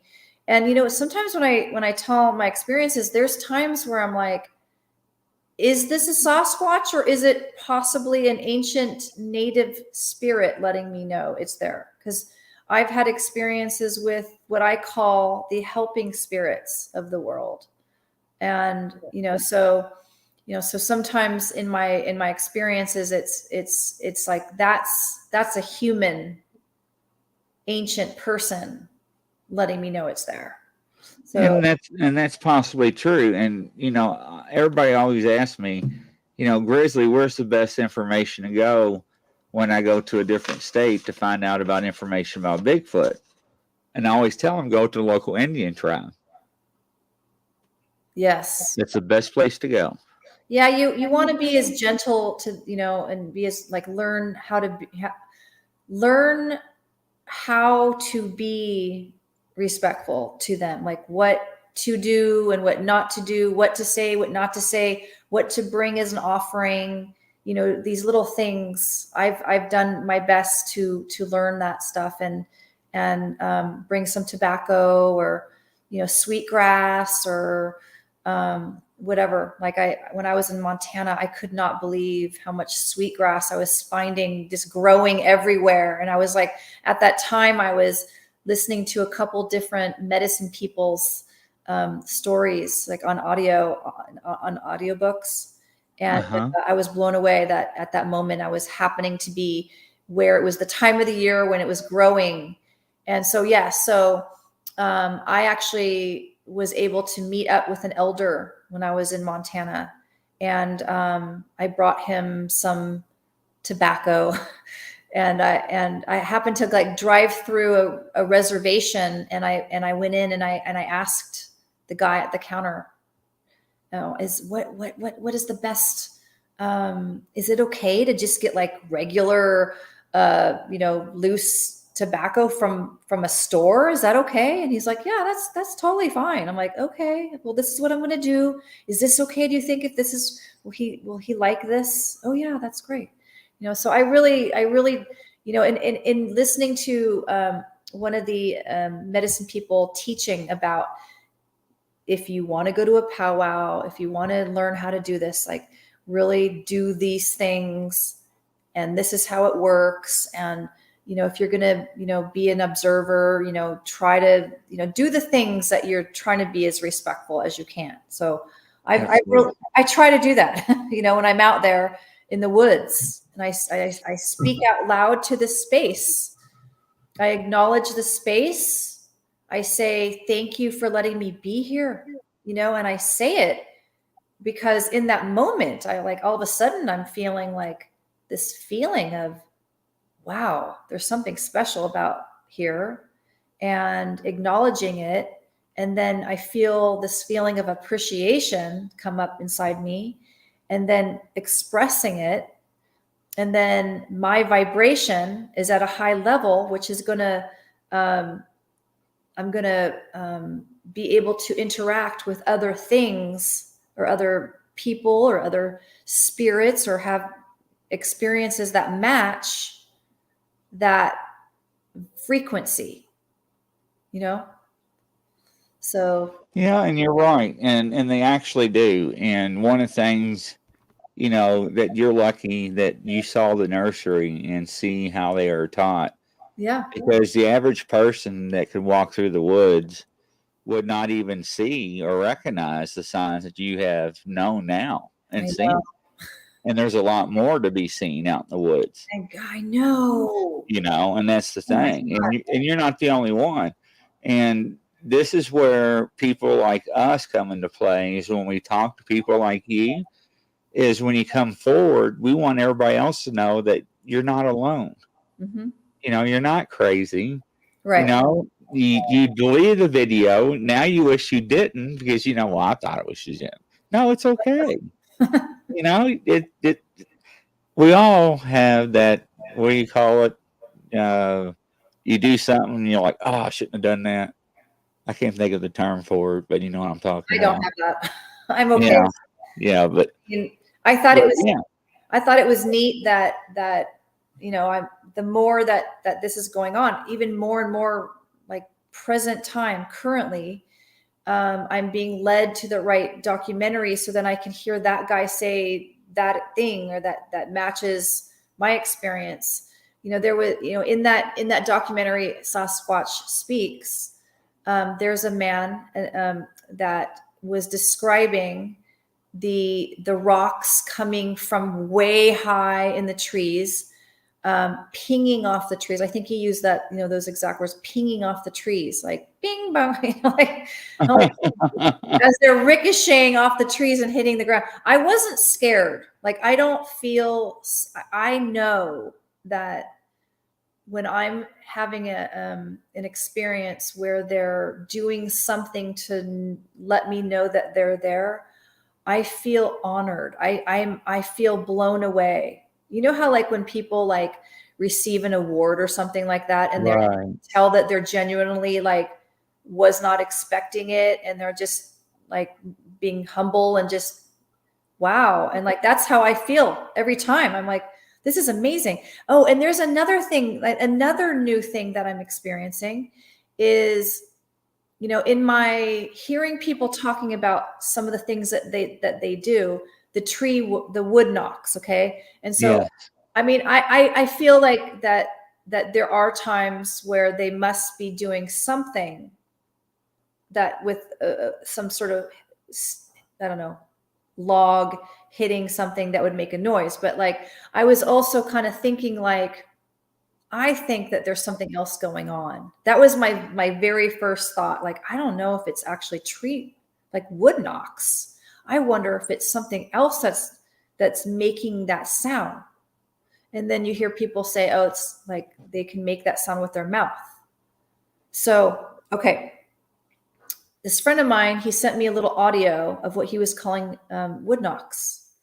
So I'm like, okay, that's what people are calling. Okay, the sound is like a wood knock. Okay, right, I hear it. I hear what he's saying. So then, I don't know, like a week or so later, I was walking on this particular trail that I like going on. That's along the Cahaba River. And on the other side of the river, up a hill, like in the trees, I couldn't see it, but I could hear the sound of like something hitting against something, like 4 or 5 times. I'm like, okay, that's not wood. And that is not like a woodpecker. Because I'm trying to make sense of what I'm hearing. It wasn't like the sound a woodpecker makes, the specific cadence and like and tone and all that. It was like, to me, it sounded like to me was, I was imagining like a fist hitting into the palm of the hand. Like, right. That was kind of like what I was hearing, like 4 or 5 times up the hill on the other side of And you probably was in the trees. Okay. I couldn't believe it.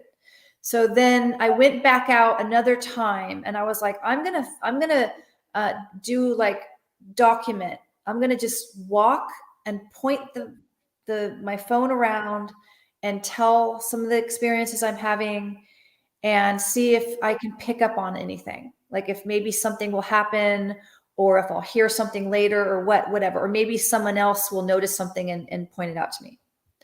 So I had my bird with me and my dog. And it was so quiet out there for a while. It was so quiet out there. And then I could hear like a distant sound of like a Cessna flying. But other than that, it was pretty quiet and maybe a distant bird or, whatever. I could hear the leaves falling off the trees. And there was a distant sound of that same sort of sound or whatever. And my bird even like she heard it. That was very interesting to me. She's very observant. She hears when a squirrel will jump off and land in the leaves. She'll like look. She pays total attention. So I thought that was very interesting that she reacted to that sound. So they whistle too, right? Oh yeah, I've heard that they whistle.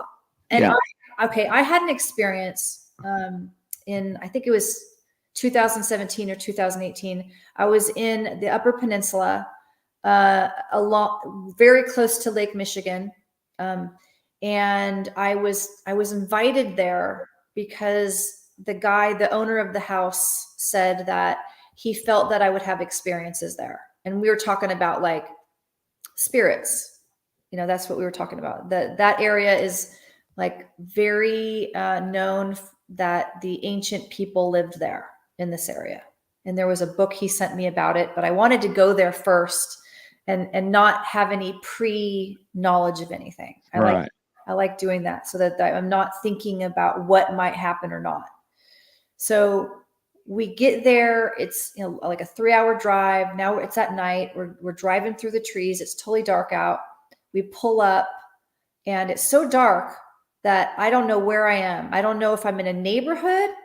I can't tell. I could tell that there's a lot of trees. We went down his driveway. There's like a building sort of out in front to the left.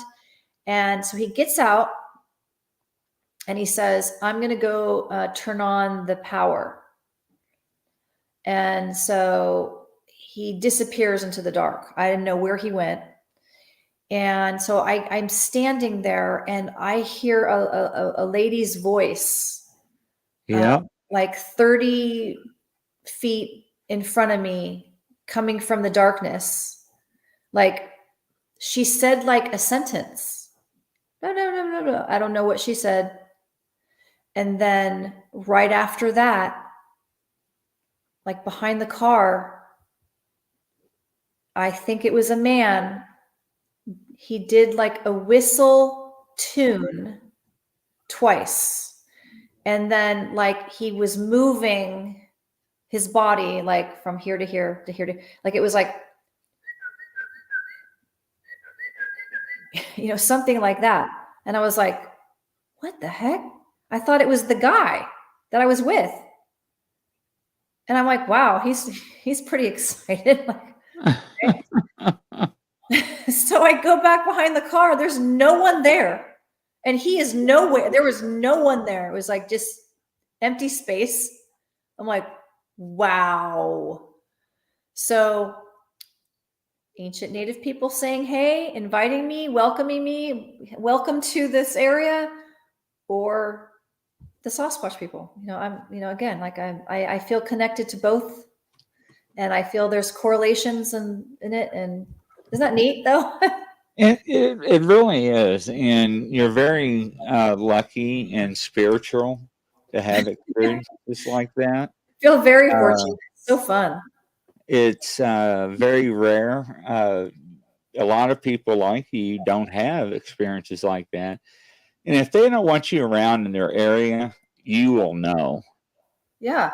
You will know they don't want you around for sure. Yeah, and that's the thing. Like, as I've been gaining knowledge on my, like I already said, how to connect and being in a high vibration and thinking ahead, what kind of experiences do I want to have when I go out in the world? And yes, I love having, I want to connect with the non-physical. I want to learn from the space and, all that stuff. And then I go to these different places, and I've had where I was left objects and that's gifting. Yeah. Gifting. And that's, there's a spot that you go and, that kind of thing. Right. Well, what I'm having is the object will just appear. And again, is it a spirit doing it? Is it the native people doing it? Or is it the Sasquatch people? I don't know.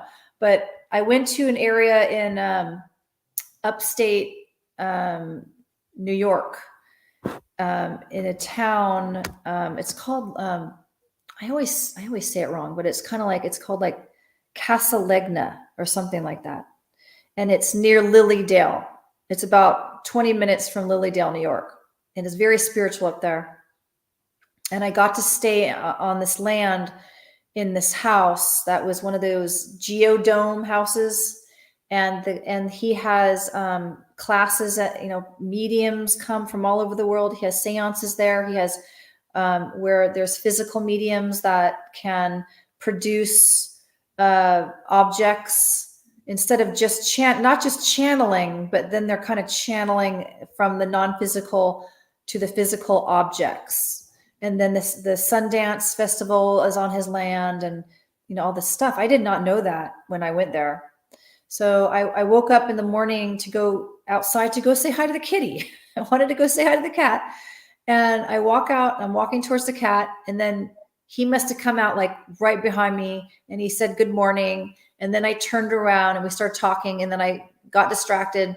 We started walking back to the house, and there were 2 plants sitting on the ground right by the door, right by the front door. They were not there when I went through the door. And he's like, they were not there when I went through the door. He's like, those are for you. He's like, you're a physical medium. And I was like in shock, like, wow. And one of the plants, it was like somebody pulled it from the ground. Like there were roots. There were roots still attached, and they were all washed off. It was totally clean, one of the plants. And then the other one was like a clipping. And he said that these are ceremonial plants. These are for you.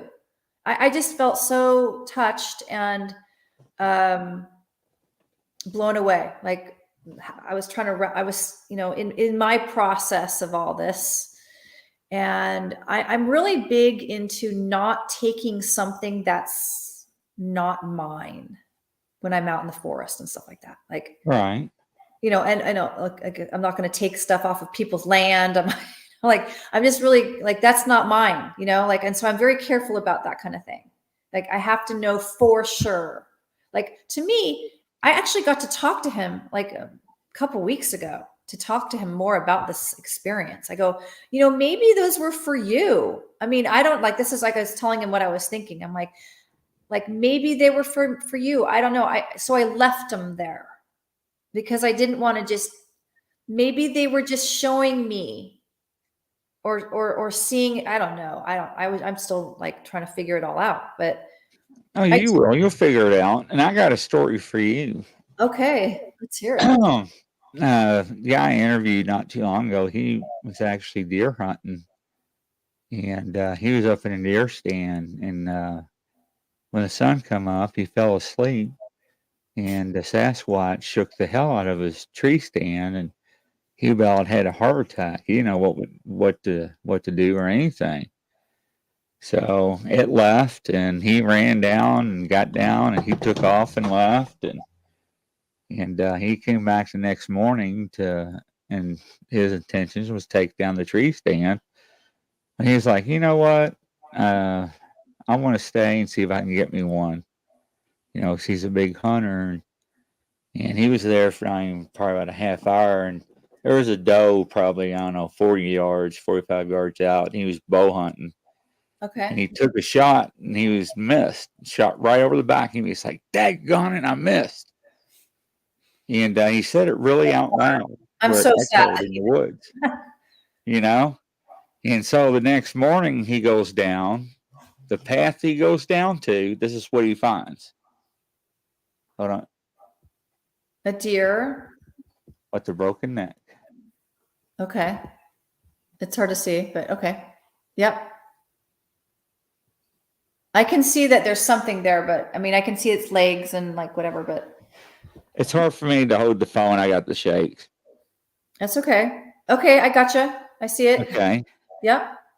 So he's sitting there thinking, that Bigfoot just gave me a deer. They just gave me a deer. He hauled out in the woods. Hey, I can't take the deer. The meat's spoiled. So now he's panicking because he doesn't want his neighbors to think he poached a deer and just to leave it out there and rot. So he drags it down to the creek, and you can see the drag marks. And I have pictures of it somewhere. And of course, you see the blood trail and everything. Mm-hmm. And he goes down there, and right around the curve of the bend, he finds a spot, and there's some branches and stuff laying down, so he covers it up. He's like, well, I'm already this far. I might as well go up this way and head up to the tree stand. Okay. He goes back hunting, and he's like, you know what? I'm out of here. This is just way too much, Yeah. I can't believe what's going on. I mean, it really messed him up.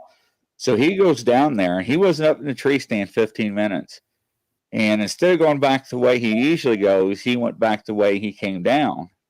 Okay. And he said, when you're around that bend, he said the deer was gone. No drag marks, no nothing. Wow. Like somebody picked it up and hauled it off. Yeah. Wow. Isn't that wild? Yeah. Yeah. When you have an experience, when you have your own experience, it's wow. You can't, it's a wow thing. Yeah, I mean, I've got grown men that actually have PTSD that refuse to go into the woods and everything over their experience. So, I mean, if a person is open for wanting to understand the metaphysics behind experiences, like what are you, where's your thoughts? What do you think about? What are things that you're feeling, your emotions? What are your strong emotions that you're having? What are the thoughts that you're thinking? Well, see, that's my problem is that, and I call it the SS Gestapo. And I know it's a rough term to use, but we have these groups on Facebook. And it's no disrespect to any admins or moderators or to whoever owns the groups, but they make you to either force you into a flesh and blood group or into a mystical group with portals, and you can't believe in both. Well, of my experiences all this time with people, Yeah. I hear both. Okay. And some people will tell you too that it doesn't exist with aliens and UFOs with Bigfoots and Dogman. But once again, I hear that too. So everybody's encounter is different. Yeah. So how can you judge one person? You can't. Right. Nobody's an expert. Nobody can give us a correct answer. Only thing we can do is gather the information like you and pass it forward. Yeah. This is my experience. Yeah. Because you're not the only one having the same experience. Just the other day, this guy said to me, he was, I do not like it when somebody speaks for me or, like they interpret something instead of asking me, they tell me who they think I am or whatever. Like, I do not like that. Yeah, that would drive me nuts. And so I asked this guy, so do you have any new current Bigfoot stuff that you've been, learning about or coming upon or whatever? And he said to me something like, well, since, you seem to be in the realm of, the talking to the Sasquatch and, these types of experiences, but my types of experiences is that I like to, hear the historical the historical articles and the this or the that. And I paused for a little while and I finally was like, wait a second. That would have made me mad.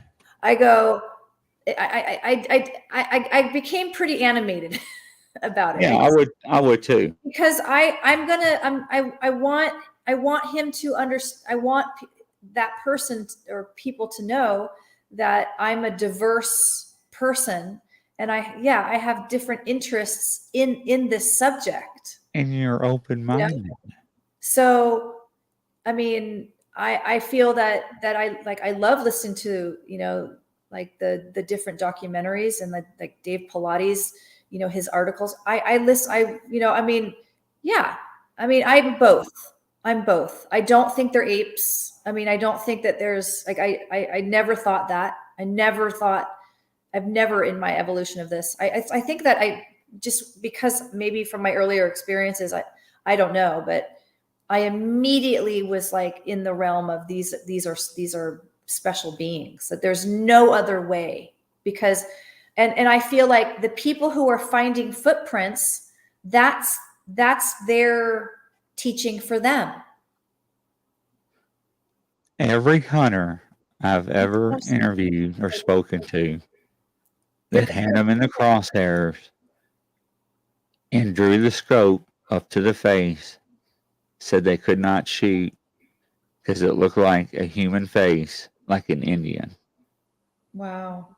Yeah, that's pretty special. It is. Special. I've been saying to them, like, okay, I would like to see you.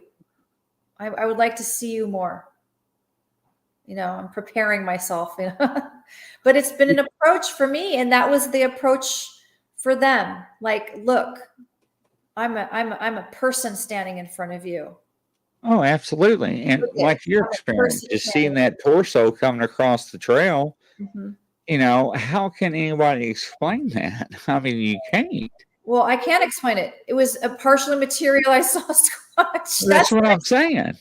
That wasn't flesh and blood. Well, no, they are living beings. Right. They're living beings. They just know how to go in and out of the different dimensions. But some people don't believe in that. Oh, well, that's okay. That's exactly what I say. Or I should say, it's okay with me for people to have different beliefs. And like, but once you see something yourself, there is no other explanation. That's the correct answer. Yeah. Because a lot of people that jumble, mumble, and twist people's words and talk down and bad about people has never had an experience. Yeah. And the only thing they're going by is TV, the shows, and the books they read. Yeah.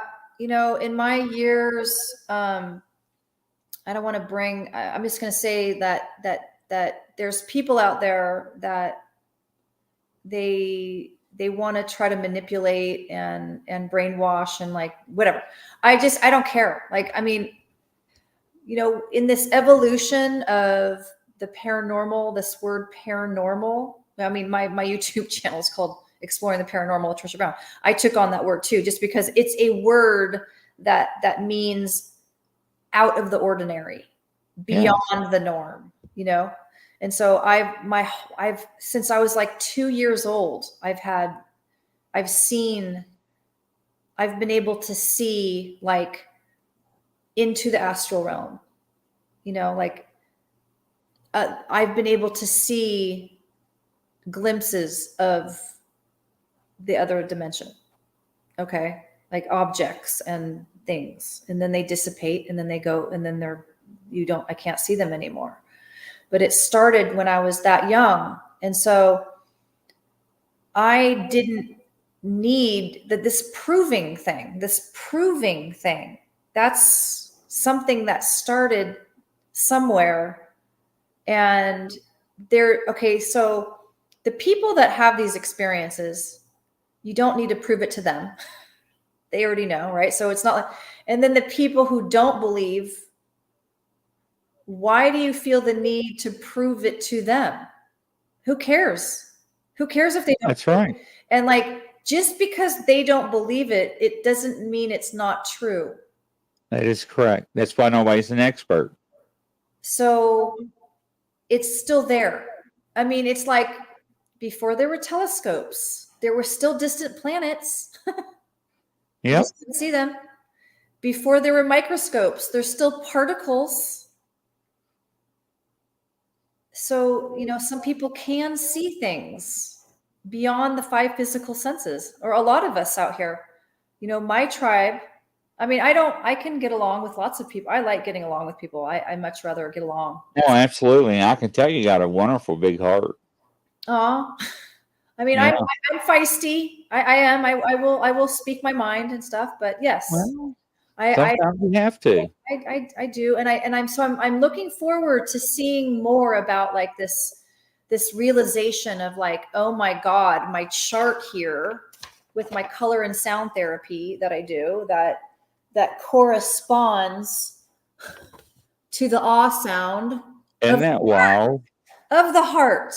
Okay. So that awe sound corresponds to the heart chakra, but it also, if you were to look up Wayne Dyer, he teaches from his studies of the world's spiritual teachings that when you combine that sound and then it will open up the channel between your root chakra all the way up to your third eye chakra. So Right. and then it's for manifesting. It's for like the visualization of manifesting with the ah sound that corresponds to the sound of the creator, God, Allah, Yahweh, these different names for God that have the same ah sound in it too. I just wanted to mention that part of it. I'm like people say, there's two sides of a coin, there's two sides of the story. But let's take that one step further. Yes, you got two sides of a coin, but you also have somewhere in the middle of the truth. So I'm not in the camera. There we go, 3. So now you got 3 vantage points. Okay. And that's where people need to keep their mind open and not closed. And my belief is if you believe in Sasquatch or stuff like that, you cannot draw a line in the sand and say, I don't believe in dogmen, I don't believe in anything else that's cryptid. I mean, it's impossible because there's other things out there that God has made, and he says in the Bible, I have made creatures seen and unseen. So, take it at face value.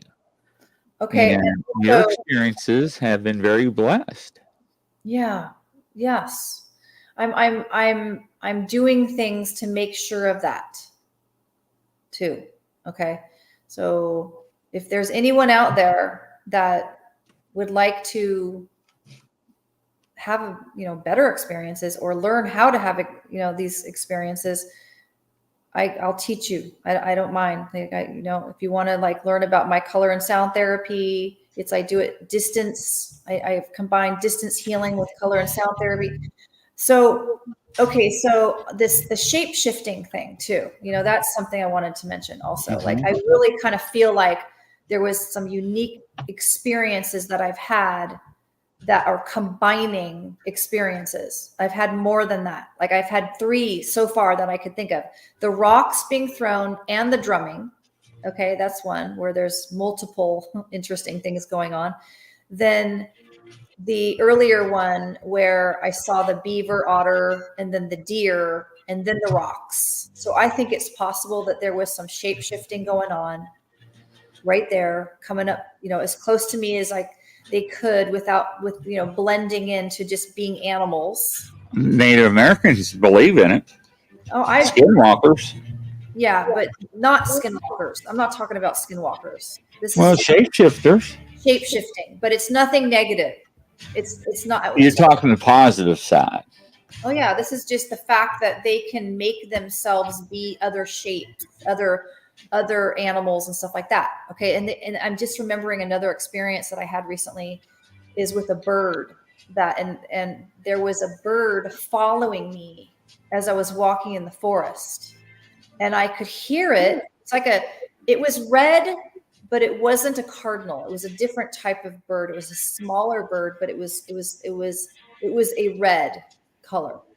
And it was calling out, making its call, and it was coming along with me, flying through the up in the trees, and it would stop ahead of me and it would do its call, and then I would walk ahead and then I would hear it still back there, and I one time I was like, are you gonna still come with me? Are you gonna come up, catch up, something like that? And then there it was, and it landed in the forest, right by me. And then, it kept doing that. And then I would, it was just following along. And then at one point I was like, I don't see you. Where are you? And then I swear, all of a sudden it was my eyes were able to pinpoint exactly where it was in the forest. It was trippy. And then I've been hearing about that too, that they do that kind of thing too. And in my other studies, I follow a teaching of Abraham Hicks, and they talk about that all the time, that spirit with the capital S, spirit, will use animals, birds, butterflies, dragonflies, these different beings to be able to do something that is unique beyond what the normal thing that the animal would do. And especially when that happens, then that's telling you something. I've had Oh, that. absolutely. I mean, I believe in stuff like that. I do. So, how do people get a hold of you once again? You can on my Facebook page, Tricia Brown, Tricia Brown, Brown, Free Spirit. That's my thing that you can find me. I have a picture of a Sasquatch silhouette for my profile picture right now. Or you can email me, excellenttricia@gmail.com. And I told you about my YouTube channel. If you want to, on that, I put videos up of my experiences, my unique paranormal experiences throughout my life, some of my Bigfoot stories, my documenting out there. And I have a couple meditations too. If you like, That's sweet. guided meditation, so that you can help you fall asleep, connect to yourself, and have a good night's sleep. And it's a mind, body, spirit connection. So, yeah. Well, ladies and gentlemen, you heard it from Tricia. Please go check her out. And if you want to be on my show, all you have to do is email me at Grizzly, the paranormal @gmail.com. Once again, that's Grizzly, the paranormal @gmail.com. And you are always welcome to come back on my show at any time. You are so blessed. Well, thank you. Yes, you're so blessed. I always enjoy hearing positive things. Thank you. And I guarantee that a lot of people are going to come forward and say, you know what? I'm not the only one because of you. Good. They will. Tell me. Let's hear it. I want to hear it. That's right. Yeah. And I'm going to send you a link when we get off here. Okay. So from coast to coast and around the world. Until then, we must say goodbye and good night, everybody. Take care.